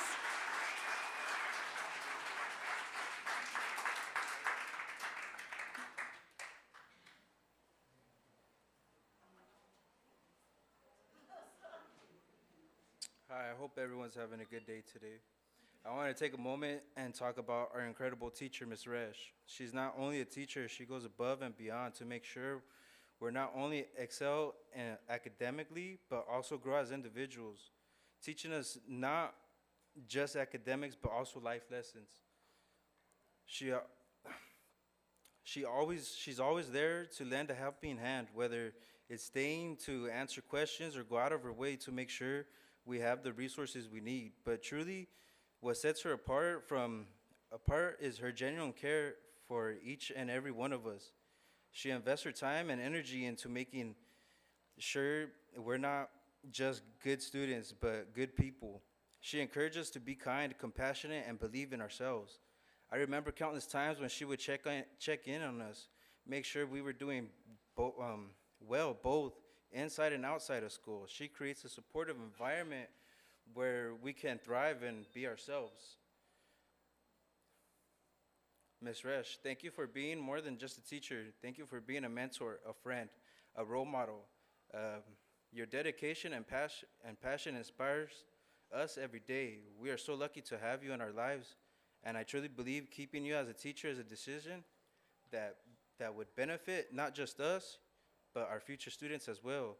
Together, we can make a difference and ensure that she continues that shape and continues to shape young minds and hearts that have years to come. How much of an impact have you made in our lives? Words can't explain. Thank you. I'd like to note that this is not just one of teachers. I'd like to note that this is one and many teachers that have impacted me and for other students as well. Thank you. Thank you. Arush Karimi.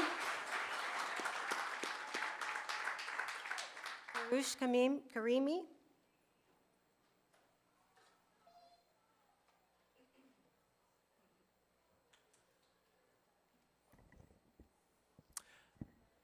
Hello, my name is Kurosh. I am an organizer with the PSL, the Party for Socialism and Liberation, and I'm here today also as a resident of Anaheim Unified School District, here to support our teachers, our parents, our students who are also here today because we feel like this is a horrible decision that the board has made. Firing teachers should never be a solution for any type of crisis. That is the exact opposite of what our community needs. Children's education should be our highest priority. Our teachers having secure jobs in class sizes that are efficient and small. That is what our community needs, and that is what we ask for you to prioritize, to do the right thing and listen to those who are here today in this room, in the overflow room, in the red shirts, the people who are outside chanting. You know, these teacher layoffs have got to go. There's no other way to say it. The money is there. You know it's there. We know it's there. We want our children's education to be the most important thing for this board to fight for. So please do the right thing. Thank you.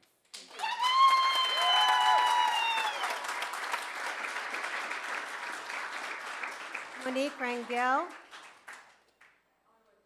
And I apologize, I pronounced the last name. Go ahead and state it for us, please. Hi, my name is Monique Rangel Onwagbuzia. I am also an organizer with PSL, and I am a community member in North Orange County who houses many of the feeder colleges that the district sends its students to. And so I'm here to talk about, you know, teacher layoffs are obviously wrong. You can't have a school without teachers, and you can't have a successful school without small class sizes. You know, the signs show us exactly who's being laid off and who isn't. And this, you know, is very easily understood as an attack on our teachers. And when our teachers are under attack, we fight back for them. Low enrollment is not an excuse, and that's actually a fallacy of an argument. Small class sizes are key to student success. This is something that private schools, for example, offer to their students, and that's what keeps, you know, taking them away from our districts. It's what creates the holes and openings for charter type programs to come and poach our teachers and pillage our campuses and our schools. And teacher layoffs only exacerbate the enrollment problem. If your school isn't successful, your school isn't offering what students need to be successful, they're going to send their students somewhere else. This affects the entire community. You can't feed unprepared students into colleges and wonder why we have so many structural problems, why we have leading groups making really bad decisions. AUHSD must reinstate laid off teachers and fulfill the demands of the teachers. We've already heard these amazing students articulate with such a deep sense of clarity and justice why these teacher layoffs are detrimental to the community. Incredibly intelligent and politically active students don't just drop out of the sky out of nowhere. They're produced by their amazing and politically active teachers in this room and in the overflow room and in the third overflow room. Perhaps the board is maybe afraid of developing more of the leadership of the students that we've seen in our classes, and that's why they allow our students to not receive the treatment that they deserve in their classes. But we, the community, are not afraid of our future. Perhaps it's easier to have students on the brink of homelessness living in encampments and talking about not having enough warm clothes for school to tell really heartwarming anecdotes and pat yourselves on the back when you could be using the money that you're using to give yourselves raises and bonuses to solve and deal with these structural problems affecting our students, instead of bragging about them like that's such a great thing that we have homeless students. That's not okay, especially when we have so much money in the district. It's not like we don't have money, we just have to wonder where it's going. Successful and enriching education can only occur in conditions that allow students and teachers to thrive, not conditions that put profit over people. There's money for the teachers. If it's not there, well, then we have to ask where it's going.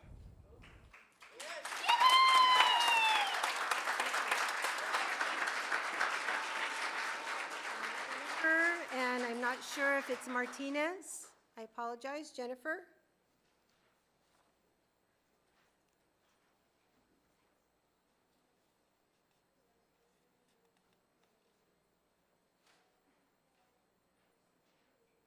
Hello, my name is Jennifer Martinez. I am class of 2017, graduated class of Anaheim High School.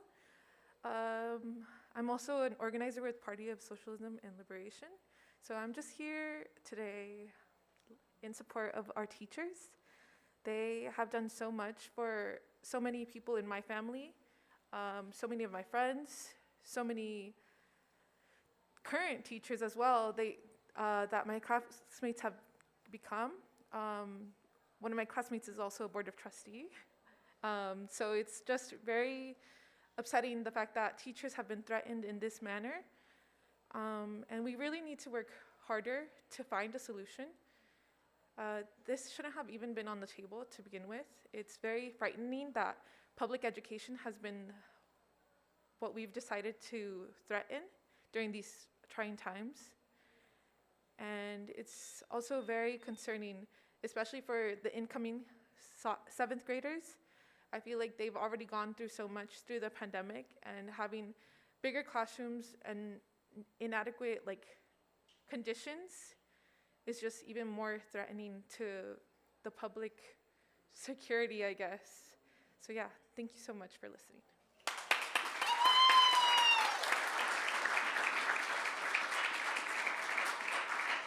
Gonzalez.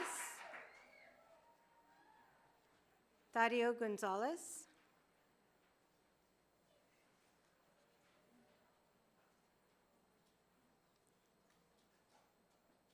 Please correct my pronunciation. Oh, it's Tadeo. Tadeo Gonzalez. So, sorry. My name is Tadeo Gonzalez. I'm a union iron worker, and I'm also an organizer for the PSL. But more importantly, I'm a community member. I've grown up here in North Orange County my whole life. There's probably not a school district in North Orange County that I haven't been to, all the big ones, all the good ones. And much like the gentleman before me, these teachers are foundational. They really shape who you are as a person. I don't know who I would be without the teachers that I met. You can't, there's so many people in the community who go to school, and that's the only refuge they have. They go home and they don't have much to do, productive at least, nothing that's gonna get them anywhere. And these teachers really, they're father figures, they're motherly figures, they're brotherly figures, and to just rip that away from the students is it's disgusting. No matter what it costs, it shouldn't matter the cost. You should put these teachers first. You should put the students first because they're the future. And that's not what's happening. Where's this money going? I saw a sign out there that said, audit the board. Where's this money going? It's ridiculous. I don't even know what to say. It's just, that's all I have to say. Thank you. Thank you. James Goran. James. James Goran.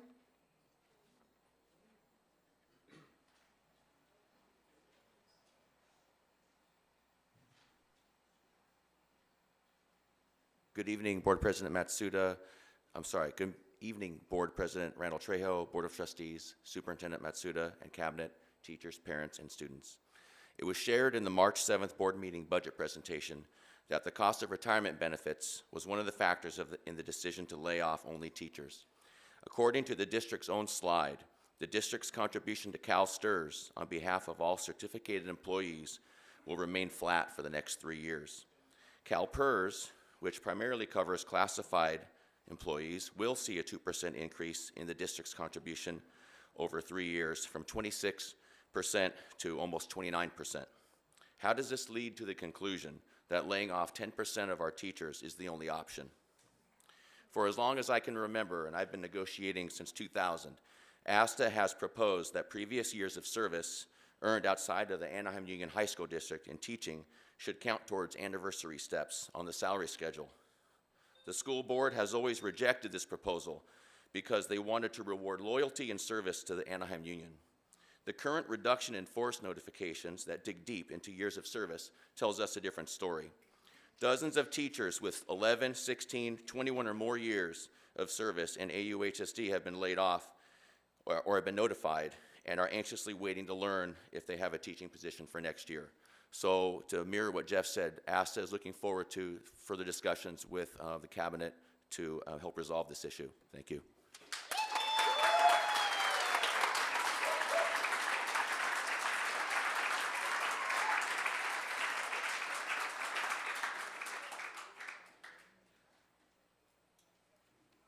Jermaine Newman.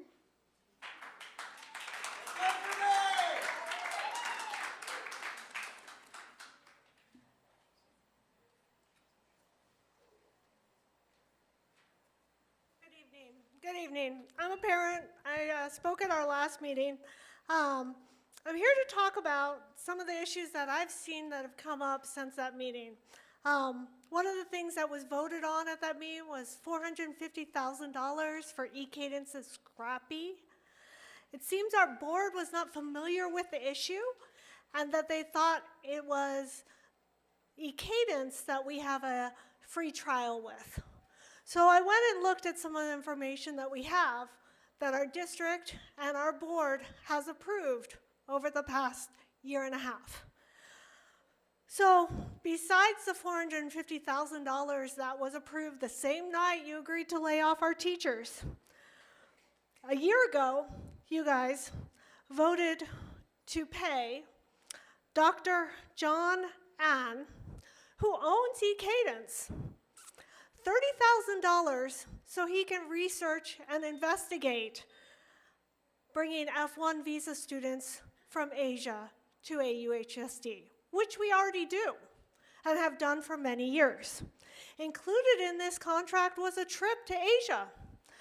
As a resident of Anaheim, taxpayer, I think it would be fair for all of us to see this report that you guys paid for.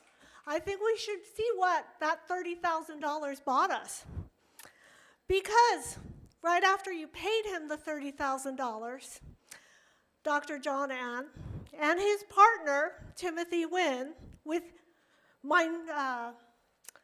Meridian Link, and the owners of e-cadence, which is a nonprofit, decided to form a new organization. It's called Lumicent. And Lumicent, brand new company, decides they're gonna recruit F1 visa students from Asia. So within a month of us organizing this new company, Anaheim Union High School District decides to write them a $70,000 contract to bring 5 students from Asia to AUHSD. So we have paid these 2 gentlemen who own e-cadence $100,000 for 5 students and a report that included a trip to Asia. As a taxpayer and a resident, I'm thinking that's at least 1 salary for a teacher. That would be great. But we know we actually already have a full-time administrator that we pay to organize the F1 visa students program at AUHSD. We pay somebody's salary of over $200,000 a year.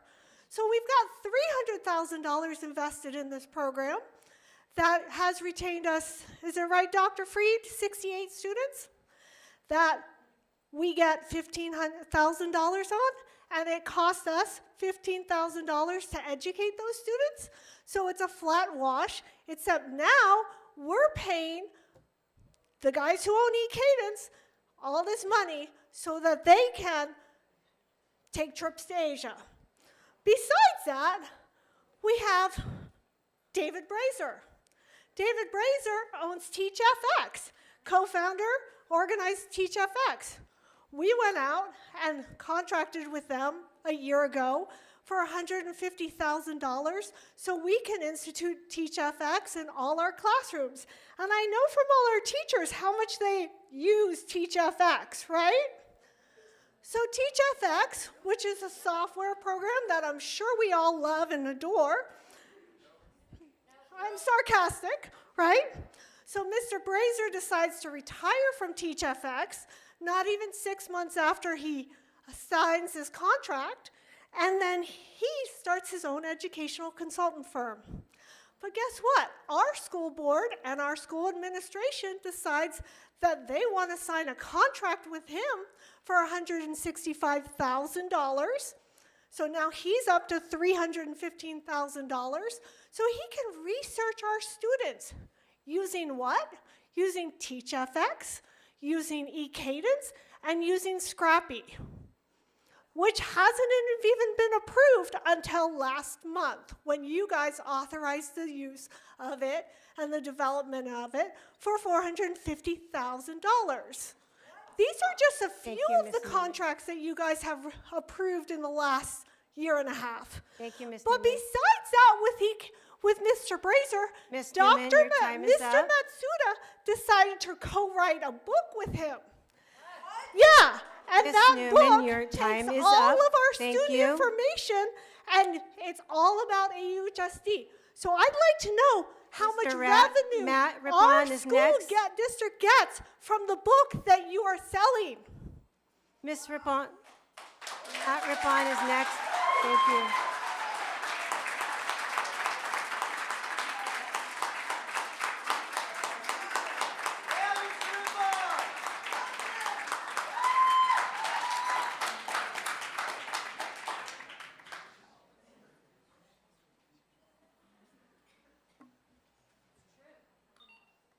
Hi, I'm Matt Rippon.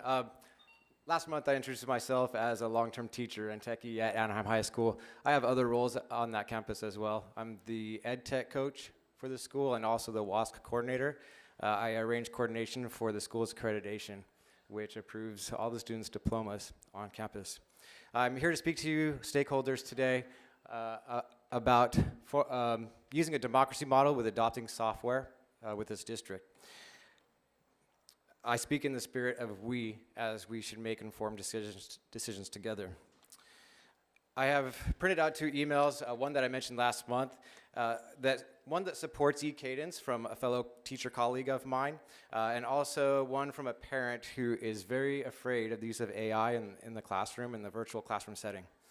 The eCadence support it demonstrates all of the great, feature-rich tools that eCadence provides. It is definitely a functional LMS, and this 2-page email reflects that. It stresses the importance of a virtual learning environment. The parent points out that she's afraid of the AI model. She says that Gemini, produced by Google, has been published as a very bad and scary AI tool. I tested it, and it told me that in the novel of Mice and Men, the boss knew about Lenny's checkered background, which no, the readers know more than the characters in the book. So that's going to mislead students in their knowledge. Also, I used AI just after our EdTech coach meeting yesterday with a Padlet AI tool called I Cannot Draw. And after the meeting, I don't know if Ruben saw, but I tested it using a teenager brain.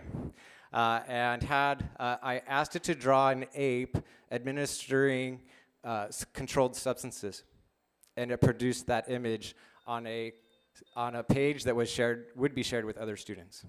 So we need to be very careful with our decisions when adopting software, and we need to probe our stakeholders, our students, our parents, and teachers first before adopting software.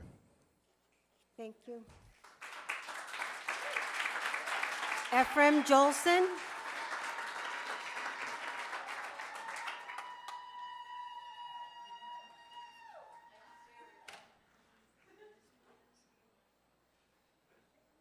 Hi, thank you very much. My name's Ephraim Jolson. I'm with the Israel Action Committee of Orange County.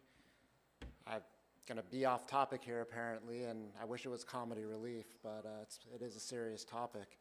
You know, anti-Semitism in Orange County on school campuses has gone up by leaps and bounds over the last 6 months, unfortunately. The Israel Action Committee of Orange County has been involved with multiple school districts throughout the county, and we're reaching out.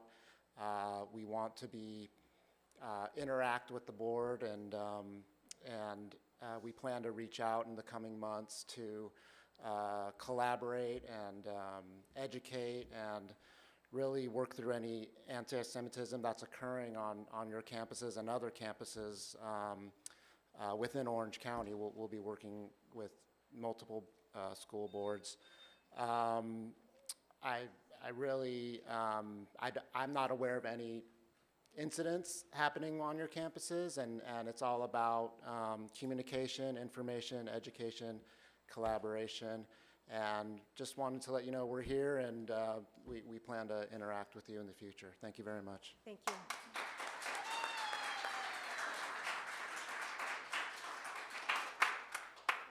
Aaron Bogonski.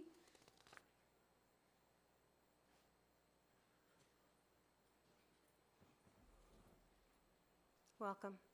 Good evening, board members. I'd like to introduce Uzel Edwards, who's with the Epic Times. And I'll be really brief.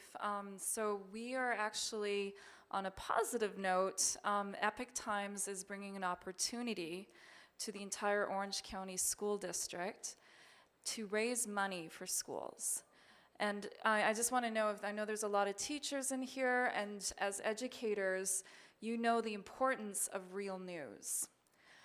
As we stand here right now, think of the number of kids, and I'm talking like kids, teenagers, and young adults that are exposed to fake news, and also extremely illicit viral social media. That actually leads to high rates of mental illness.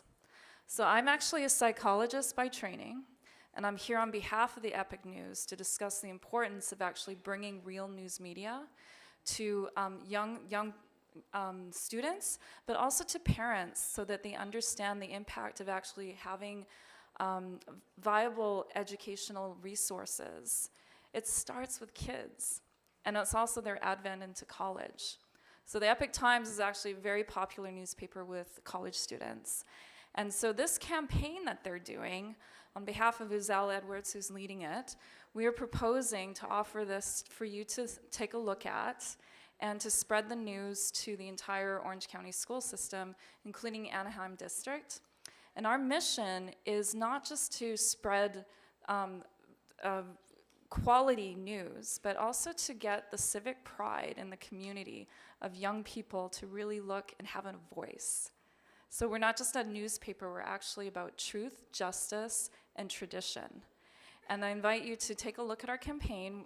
If it's okay, we can leave a couple flyers at the front. And also, I can send information to you all. If you want to contact with Uzel has some business cards to hand out, you can leave them at the front. But I really appreciate your time, and my heart goes out to all of you for all the voices of the students and the teachers. And I really do pray that everything works out, and know that as business people, we're here to support the community as well. Thank you. Thank you.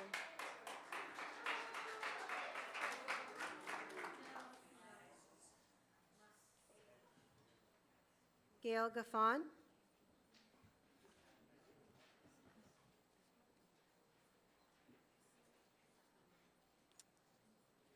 And please refrain from that last behavior. It's not appropriate. Not you, yes. Good evening. As a concerned community member, retired public school educator, grandparent of 4 school-age children, I'm here this evening to share my concerns about the rising tide of anti-Semitism and hate in California and the United States. Jews are 3% of the population in California, and they are the victims of 62% of religious hate crimes. According to the statistic reported by the Anti-Defamation League, there has been a 2,000% increase in hate crimes on college campuses since October 7th, compared to the same time a year ago.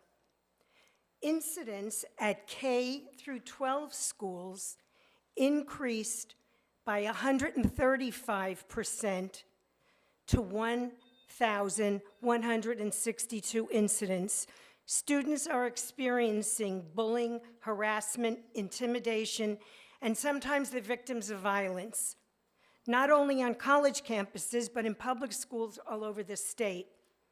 Our Jewish children and grandchildren are not feeling safe. They are seeing graffiti painted on walls, SWAT stickers carved into classroom desks, and friends being harassed.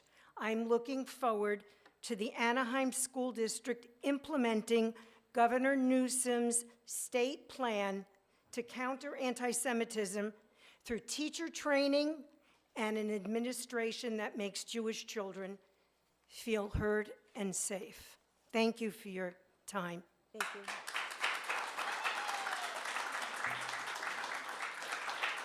Kat Clark. Kat Clark.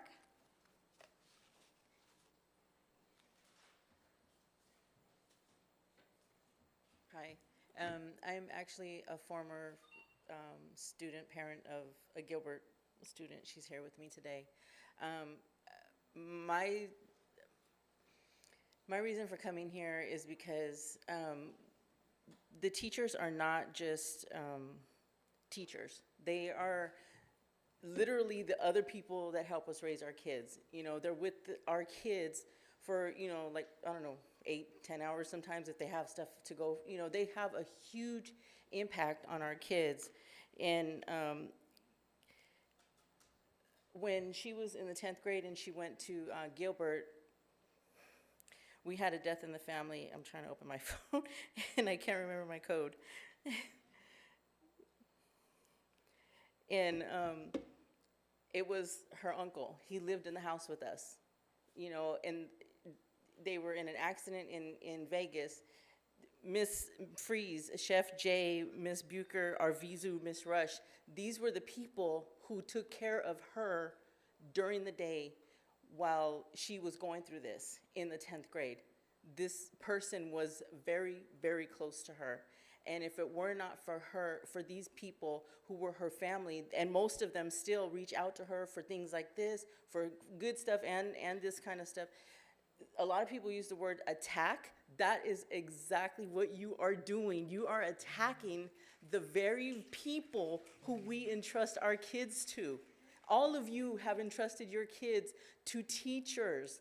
How dare you attack them and say, you know, we have these nice cushy jobs, but hey, you're in the trenches, so bye, you know. How dare you do that? How many of you actually were listening to everything that everybody said here? I've been watching all of you. Some of you have been on your phone. Some of you have not even looked at every speaker that came up here. The only ones you really looked at were the ones who were shouting and getting passionate about this. These are our people. These people take care of our kids. They take care of your kids. There are corporations out there whose CEOs are stepping down and taking pay cuts so that they don't have to lose their employees, so their employees can continue to live and take care of their families. We come from a low-income Latino family. You know, my daughter got to speak at graduation. She's the only person in our family who ever got to do that. She has been here with Chef Jay and had awards for culinary because he is an amazing teacher. And yes, I know he's leaving. But he was an amazing teacher, a male role model to her who grew up without her father. You know, how dare you attack these people who are caring for our children? These people, Miss Freeze, Miss Rush, all of these teachers, those are my co-parenters, those are my friends, those are my family. You know, you can't attack our family. Find another way. Find another way. You guys all have your jobs, and guess what? Without these teachers and without our children, you wouldn't be sitting here. You wouldn't be driving those nice cars. Thank you. You wouldn't be having those nice, and I don't care what you think your financial problems are over here, that you guys don't even know it. So you can't attack our kids. I wouldn't normally come to a board meeting. I wouldn't normally speak like this. But when she told me the day before yesterday this was happening, I'm on 3 hours of sleep because I worked a graveyard, and you know, that's why I look the way I do. But I could not come here and not back up Wonder Woman and Miss Rush and the other ones that are here that, you know, are on the chopping block. But you guys can't attack our teachers. We love them. They take care of our kids. They helped us raise our kids. And she is an amazing person, not because I'm an amazing mom, but because she had amazing people with her every single day. Every single day. So rethink what you are doing. Don't attack our teachers. These are our family. Thank you. Bermudez?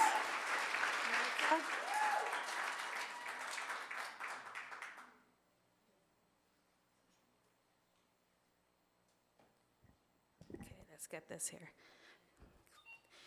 Good evening, esteemed board members, cabinet, parents, students, teachers, and community. My name is Maritza Bermudez, and I proudly serve as a community organizer with the Orange County Congregation Community Organization, also known as OCO. Tonight, I stand before you with the heartfelt plea for unity and mutual respect as we navigate the challenging issue of teacher layoffs and the district's decrease in budget. At OCO, our vision extends beyond education. We aspire to cultivate public schools that foster a profound sense of belonging for every individual. We firmly believe that our schools should serve as the bedrock of a thriving multiracial democracy, where each member of our community can flourish and thrive. To realize this vision, it is imperative that students, parents, teachers, school staff, and administrators alike have a voice and receive unwavering support. The community schools model stands as a beacon of hope in our pursuit of inclusive, collaborative, and participatory education. As a district that stands as a statewide and national model, we ask you to bear its principles in mind as we grapple with the issue of teachers' layoffs and the declining of the district budget. This model offers a platform for all educational stakeholders to contribute meaningfully, ensuring that no voice remains unheard through shared decision-making. We firmly believe that the voices of parents and students are indispensable in bridging divides and forging meaningful connections. Our hope is that we can join forces as partners, united by common goals and shared human needs, to address this issue with grace and dignity. Through our tireless efforts in fostering relationships and nurturing the principles of co-creation, planning, implementation, and sustainability within community schools, we remain optimistic that a solution can be reached, one that honors the interests and concerns of all parties involved. I urge each of you to embrace the spirit of cooperation and empathy as we navigate the pivotal moment together. Let us seize this opportunity to reaffirm our commitment to the principles of unity, respect, and equity, ensuring that we remain beacons of hope and opportunity for generations to come, while creating racially just and relationship-centered community schools. Thank you.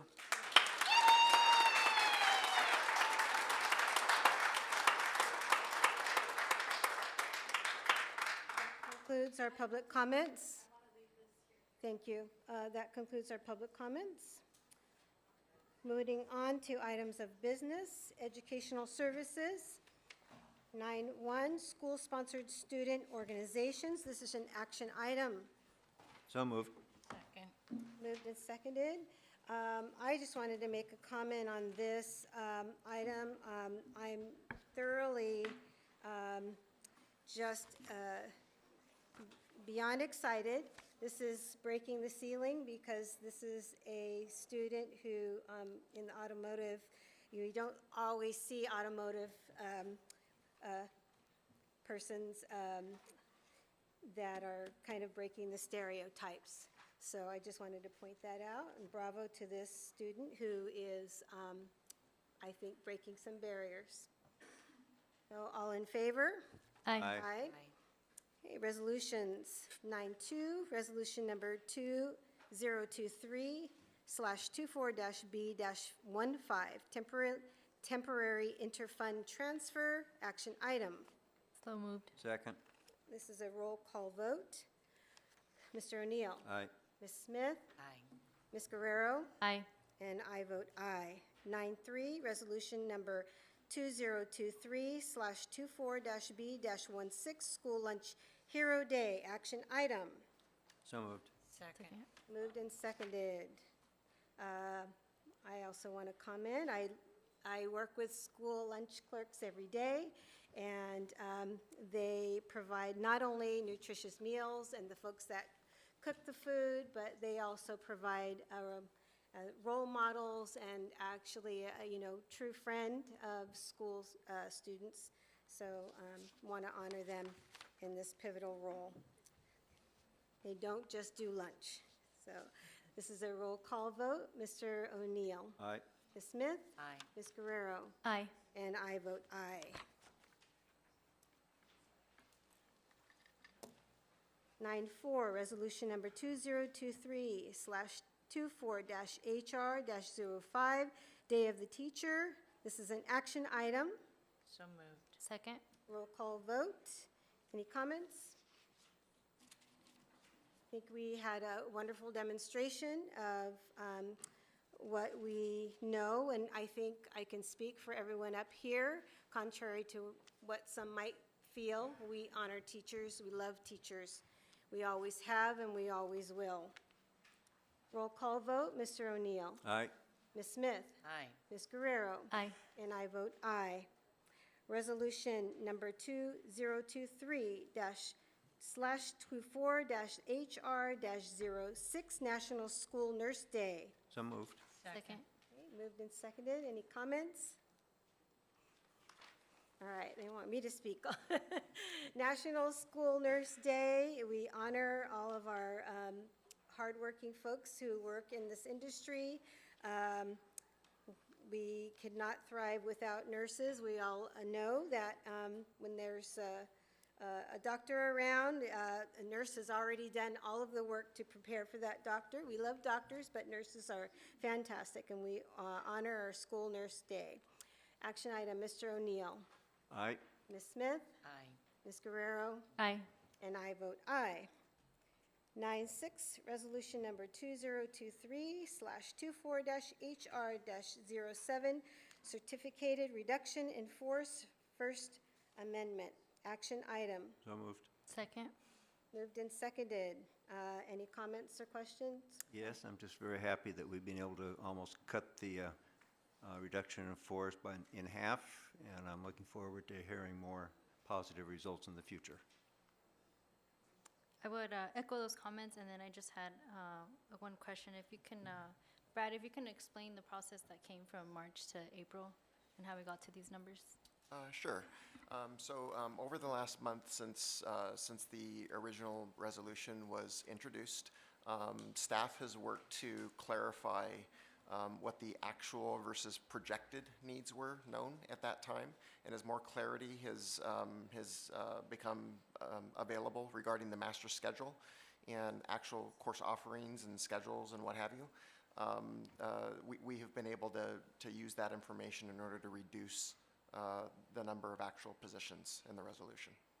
Thank you. We appreciate you and the team for working on that, and I'm also glad we were able to reduce the numbers and look forward to hoping mitigating as much as possible. And then my second question was some of the concerns from the comments. Will there be an increase to class load, to student load? So the student, we have contractually negotiated student load caps in the contract, and so we will still be well within those ratios. Okay, thank you. Can you clarify what the master schedule is? That's kind of our language. Can you explain? Sure. Well, our master schedule is actually the course offerings that are offered based on the actual wants and desires of the students, as well as required courses. Dr. Freed? I'll explain it. So essentially, each January, the counselors begin going out and working with students, and they solicit them along with their families to do a course request. And that's when the students sign up for the courses they're interested in taking the following school year. And then from that information, the counselors with the AP in charge of master schedule and then the principal, they work to build a master schedule based on the courses students want to take. Now, some of those courses are requirements: English, math, history, science, for example. And some of those courses may be electives, whether it's in the CT pathway, a visual and performing arts class, world language as an example. They build a master schedule based on those requests. And as we do that, we see how many students would like to take certain courses versus how many students maybe don't take other courses. And then that master schedule helps us understand how many sections are needed at each given site, which helps us better understand staffing. Is this the usual time that we make the master schedule? Yeah, it's always in the spring that we do this. The idea is before we leave school to have, for the most part, the master schedule built, knowing that obviously at the beginning of the school year in registration, some students will show up that maybe weren't a part of the initial course request process, and some students who did may move out of town or leave for a variety of reasons. So it's a fluid process, but we try to leave the school year with the master schedule set so we have an idea of the staffing and where they're going to be placed based on their courses at each site. Some folks are really concerned about what they're calling overreach of the 200 plus. Can you explain why 200 people if we had a number of 100 and why that occurred? Sure. So the number that's indicated in the resolution in terms of the number of positions that is being recommended to be reduced is not the same number as the number of notices that go out to teachers.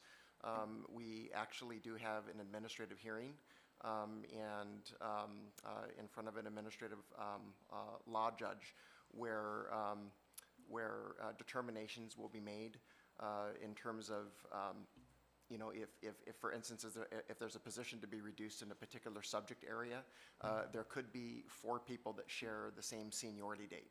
So even though there's only one person that would ultimately be reduced in that position, there's still a requirement to over-notice. You have to notice all 4 of those people, and that's something that's worked out later on in the hearing. Also, too, there are areas of, as was discussed, areas of skip.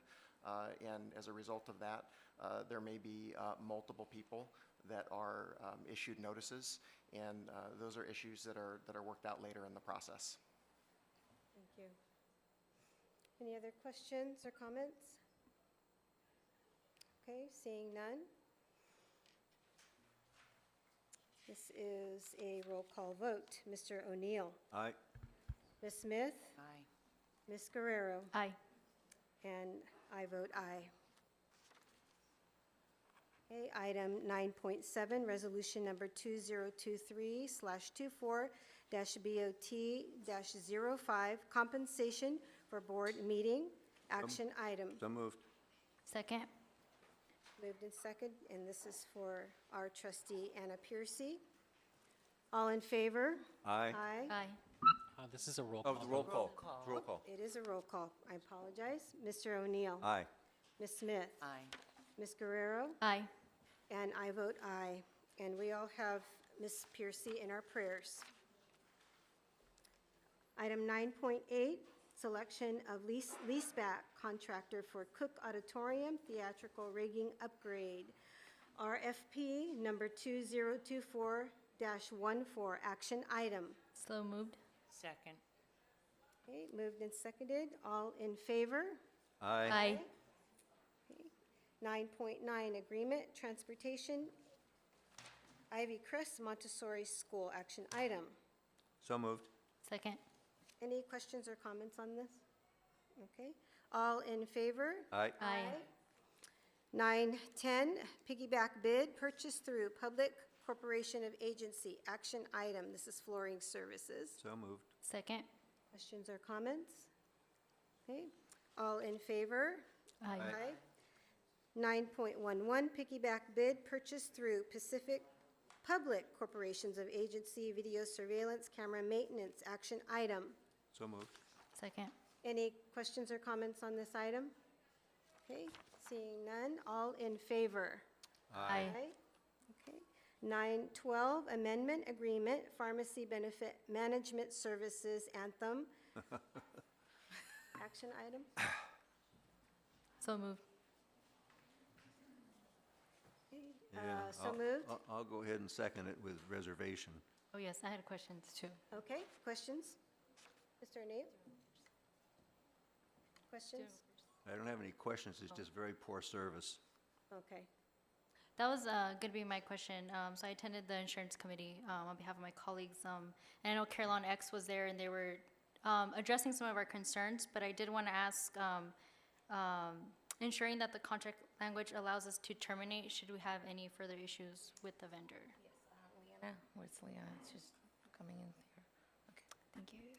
Yes, so Leanna, who is our Director for Risk Management, has been in contact with them as well, and so she can give us a better update. But obviously, many of us, including myself, were there at the committee meeting. We voiced our extreme unpleasantness of the service they have rendered so far, and so they heard us loud and clear. We do have the option down the road to terminate as we see fit as well. So.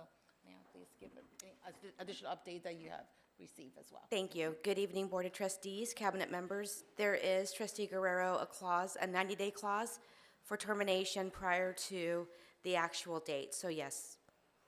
Okay, appreciate you working on that, and I appreciate Caroline for coming forward and addressing some of our concerns, and I look forward to continue to addressing them throughout.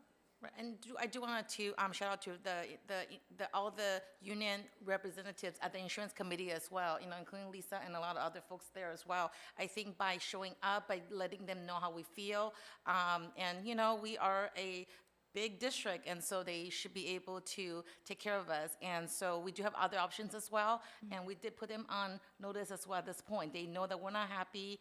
They need to do a much better job to keep us. And so we do have the termination clause in there as well. And we will continue to meet with them, and we will continue to talk to our employees as well. And we do encourage our employees to let us know, or either call the office or call your union rep so that they can let us know and bring them to our attention. We do meet every month, so it's not, we are a very consistent group, and every bargaining group is in there, and so we do take their comments very seriously, and we want to make sure that every person who needs help is provided. It's not okay that they cannot get their medication. That's not something that that we say it's fine. No, every single person, regardless of what they need, they should get it. And so please do contact our office, you know, right away if they have any issues, especially with refills and things like that.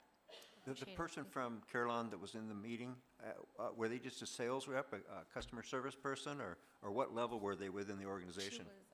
She was our account manager. Yeah. She's a supervisor of our account manager. Okay, but we've been talking, I think, to an account manager for the last, well, 4 months. So we've Still had a having issues? change. We've had a change in account managers within the last month. Has that made a difference? That has made a tremendous difference, a tremendous difference. We have an account manager who's actually hearing our concerns and paying attention to what we are wanting for our members. They understand that we take our members' concerns very seriously and that we care about what happens to our members. And so we continue to communicate that, and they have shared with us that they're going to do their best to make it right for us. They have admitted that they have had some faults in the implementation process, and they will do their best to make it right for us. Will they be back to your committee next month and give a report on their progress in resolving issues? They will not be at May's meeting, and then there is a break from June through July. June and July, there's a break. We have not scheduled to have them back. They usually just come out once a year. I'm sure we can schedule some time in either the November or December meeting after all the decisions are made for the next plan year, that we can ask them to come out and provide us an update. They should have a lot more data by that point, and they should have a lot of other answers to the concerns of what has been happening with our members. So we're looking at 8 to 9 months down the road after we initiated the process, the transition, and who knows what they're going to say at that time. Are we still going to be having issues? My hope, Trustee O'Neill, is that we will not. Again, they are taking our concerns very seriously, and there was a sense of trust when they did switch the account managers. Well, I suggest that if you continue to have hear from our associations and other employees after we go on break, you know, in June and July, that you go above the account manager then and talk to whoever their supervisor is. You can't wait until September and have them come back. Understood. It needs to be resolved. Understood. We now have full access to our account manager supervisor. Good, thank you. And You're we welcome. always have the option to go out and solicit with other carriers as well. So that's something that we can work with our consultant to do that as well. And so it's regardless of who we go with, it is hard to transition. And so just have to keep that in mind. But we're gonna, Well, I just remember when we transitioned to Express Scripts. Express Scripts, I never heard of a single issue. It was so smooth, so clean, and this one has just been nothing but a pain. I don't disagree with you. It's making more people sick.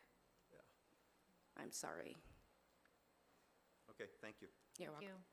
So we will monitor that and within a couple weeks and see how that goes. So reluctantly, all in favor? Aye. Aye. All right. Abstain. Abstain, okay. 913, award of bid, renewable natural gas and low carbon fuel standard renewable identification number credit program, action item. So moved. Second. Any questions or comments? No, seeing none. All in favor? Aye. Aye. Opposed? Okay. 914, agreement niche.com, action item. So moved. Second. Moved and seconded. Any questions or comments on this? Yes, just have one question. Will we receive a report from the vendor about the status and how they were doing in promoting CVA? Yes, we'll not only get a report, we'll get the number of clicks on the website, and obviously the data report will come straight to us. Okay. Thank you. Any other comments? Okay. All in favor? Aye. Aye.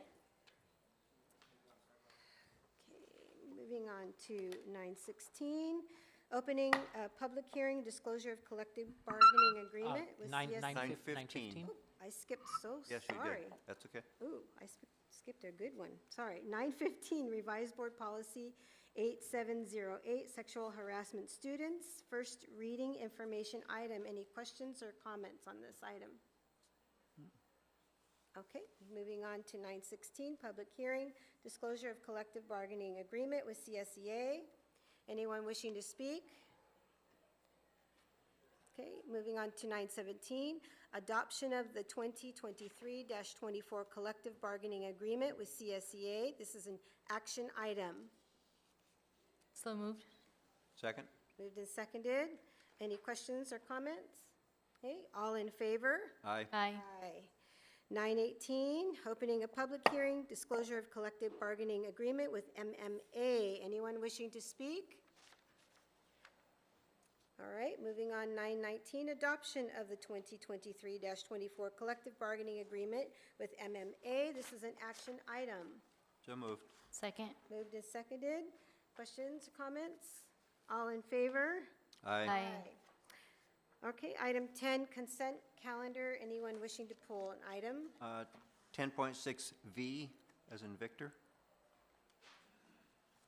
Move the balance. Okay, motion for the Second. balance. Oh. Sorry, did you Oh. have something? No, I said was seconding Oh, the motion. All right. Moved and seconded for the balance. All in favor? Aye. Aye. Item 10.6V, So moved. unseconded. All in favor? Aye. Aye.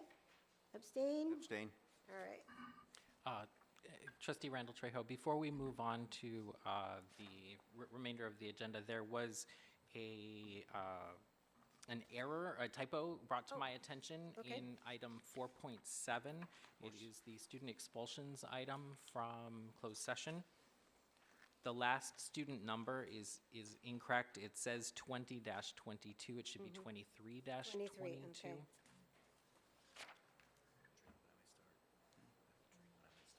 So 2312, 2318, 2320, and 2023. No. 23-22. 2322. Correct, yes. We don't need a motion or anything on that, do we? I don't think so, That's just no. being It's read just a in the record. typographical Yeah. error that we wanted to correct. Graphical error, so we don't have to do that. Okay, we are on item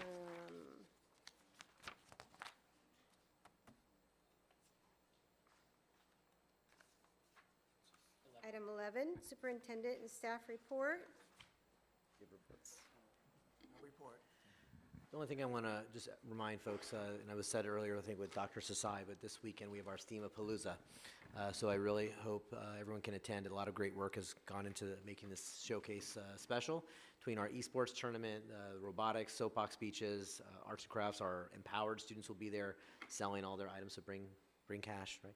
So it should be a great event. So I'm looking forward to the event being. And I understand we're bringing in our feeder schools again. Yeah, so we've worked with all of our feeder schools. Matter of fact, some of the feeder schools who traditionally haven't come have reached out in interest. So we'll see if they show up, but it should be exciting. All right, thank you. Good. No report. No report today, thank you. Nancy, you're everywhere. Yes. Oh, you know what? Yes. Let me, since our other judge wasn't here, I attended the SELPA CAC award yesterday. So is where SELPA employees give staff recognitions, you know, for their service. I mean, obviously for amazing service. So we have 4 recipients in our district that received that service. One of them was my transportation supervisor, Rob Lewis, and I do not know the other 3. I'm sorry, I can't remember their names. But do wanted to thank SELPA for giving staff this amazing recognition. I mean, a lot of times, you know, people they do amazing jobs, and for the fact that they bring them onto the SELPA meeting and recognize them, that was extremely nice. And thank you, board president, for being there as well to thank everybody for their amazing work as well. Thank you. Thank you. I forgot that. Yes, thank you. Just on the heels of our Simon Scholar recipients, who obviously you saw how many were named, and $16,000 in scholarships, along with a lot of other services. We also had on Monday, this past Monday, we had our OCDE Avid Senior Standout Recognition. We had, I believe, about another 7 students recognized at this ceremony, and also recipients of scholarships ranging from $5,000 to $20,000. So just another testimony to the great work being done on our campuses by our counselors, teachers, students, families, and just obviously a beautiful thing to recognize. Thank you. Robert, do you also want to mention the Anaheim Collaborative Summit tomorrow? I think it's worth mentioning. Yes, The we great do work have, from we do everyone. have our Anaheim Collaborative Summit. So it's at the culmination of each year, we celebrate all the work being done at our sites with our partners, with our staff, obviously, and supporting our students with college, career, and life readiness. So if you have a chance, feel free to stop by between 8 and 11 in the La Palma room. All right. Thank you. All our partners will be there, and so we look forward to seeing you there if able to. All right. Thank you. Mr. O'Neill. Okay. From our ROP board meeting, we were able to recognize a design build competition, including Savannah High School, Anaheim High School, Magnolia, and Western. So all participated in that, and so it's a great learning experience for them. And it is a definitely needed out there in the industry. We need new craftsmen out there, so I think we're doing a good job in promoting that. Attended ROP meeting, a presentation of the patient care pathway for the dental assistant program and the retiring teacher. They had students there, must have been a half a dozen students that just raved about the program that we have, and the teacher who's retiring. And I don't know, Mr. Randall, who the replacement is. Do you? I don't know. I don't know yet either. She's irreplaceable. But I know from what the student says she is, that it was more than just being a teacher to look in their mouth and support them. Also, I helped out with the ROP Student of the Year Award. I went to the Cypress College Americana Awards, which is where 7 cities recognize one person from each city for outstanding service. I attended the Color and Light event at the Westin, which was very nice. Different kind of venue. Is that something that we're looking at continuing on, or are we looking at other venues also? Just out of curiosity. It's a great question. I'd have to speak with Mr. Belsky. I think it depends on what's available when we typically would do it based on the time of the year and also if there is a cost involved. This was one of our city partners' facilities, so I don't think there's a cost. I think we've had it at the convention center before, but Yes. I think that's harder to get. And then we've also had it at the museo before. So I think Many times at the museo, depends yeah. what's available, I think, is where Okay. Brian and the team kind of select. Okay.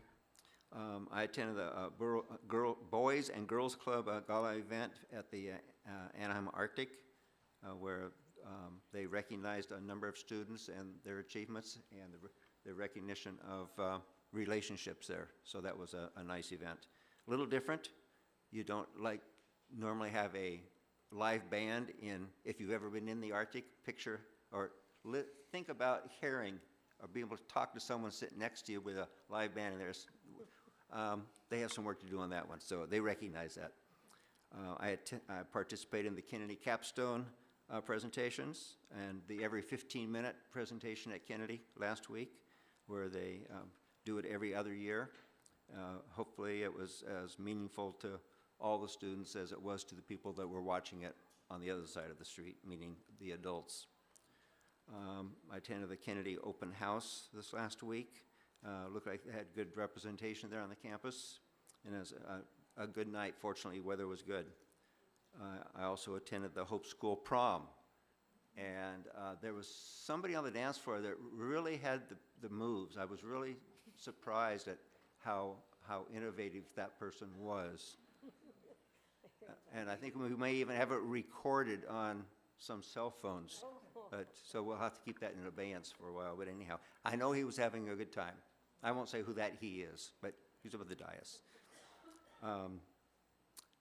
Then I attended the Gilbert Open House and Magnolia Open House, and I was fortunate to be invited into a classroom at Gilbert where they were doing some capstones presentations. A few students, well, all the other students were out at tables with teachers and doing their presentation, but the ones in the classroom was really, really something where I won't go into real graphic details, but like one of the students, when he was 4 years old, his dad went to prison.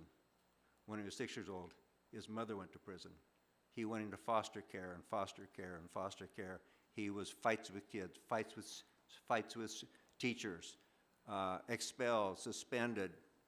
He was in jail, but he came back, and he's graduating. So that's it. Thank you so much. Come in. Ms. Guerrero. Thank you. I had the opportunity to attend the AUHSD Years of Service Awards, also attended the Color and Light exhibition, and then got to attend the Soapbox Speech Finals, and all the students were amazing, some really passionate speeches. I also had the opportunity to attend the student forum on the reduction in force process and thank all the students that came out and voiced their questions and their concerns. I also attended the community forum on the Orange View Junior High School and Western High School consolidation. I want to thank all the teachers and staff that were there. Thank you to our staff for being there to present and answer our questions. And also, there was a big turnout of Western High School alumni, so I want to thank the alumni for being part of the process and sharing their experiences and how we could continue to work together as we work through the consolidation. I also attended the insurance committee meeting that I mentioned, and then attended the Oco Community Schools event where they highlighted the work of our continued partnerships. I want to thank everyone from AUHD that presented, that participated. I know our Director of Community Service, Carlos, was there. We had a few community school coordinators attend, as well as many of our parents and students, so thank you everyone for attending that. And then I attended open house for Sycamore Junior High School and Magnolia High School. And looking forward to seeing everyone at the Steamapalooza this Saturday. Thank you. Thank you. I attended a liaison meeting with Mayor of Anaheim and the Assistant City Clerk and the Chief of Police, where we had a wonderful discussion and we really asked the hard question about support from them. We know that the chief is very interested in working further with us to build that relationship, and we hope that our mayor as well will do so. I attended an ROP meeting And last night, as Dr. Nguyen talked about the CAC Awards, where I serve as a board member for GASELPA, and we actually had 5 people represented. We're a big district, and it was a wonderful event. The CAC Recognition Awards is held by a committee of parents who oversee and they don't oversee, but they what's the word? Support the GASELPA. And let's see, their names are Robert Lewis, Mark Rebenek, Pamela Running, Stacy Williams, and Corinne's Guardian. Sorry, I don't have my glasses on. But it was a really wonderful event, because these are the folks that don't always get recognized as a whole, and same as the Kindness Awards. They do big acts and small acts of kindness, and so they were recognized. I also attended the AVID Senior Standout Awards. Amazing students, and it was very thrilling. They all knew that they were going to get some sort of a scholarship, but it could be from $500 up to 20 grand, and our students did very, very well.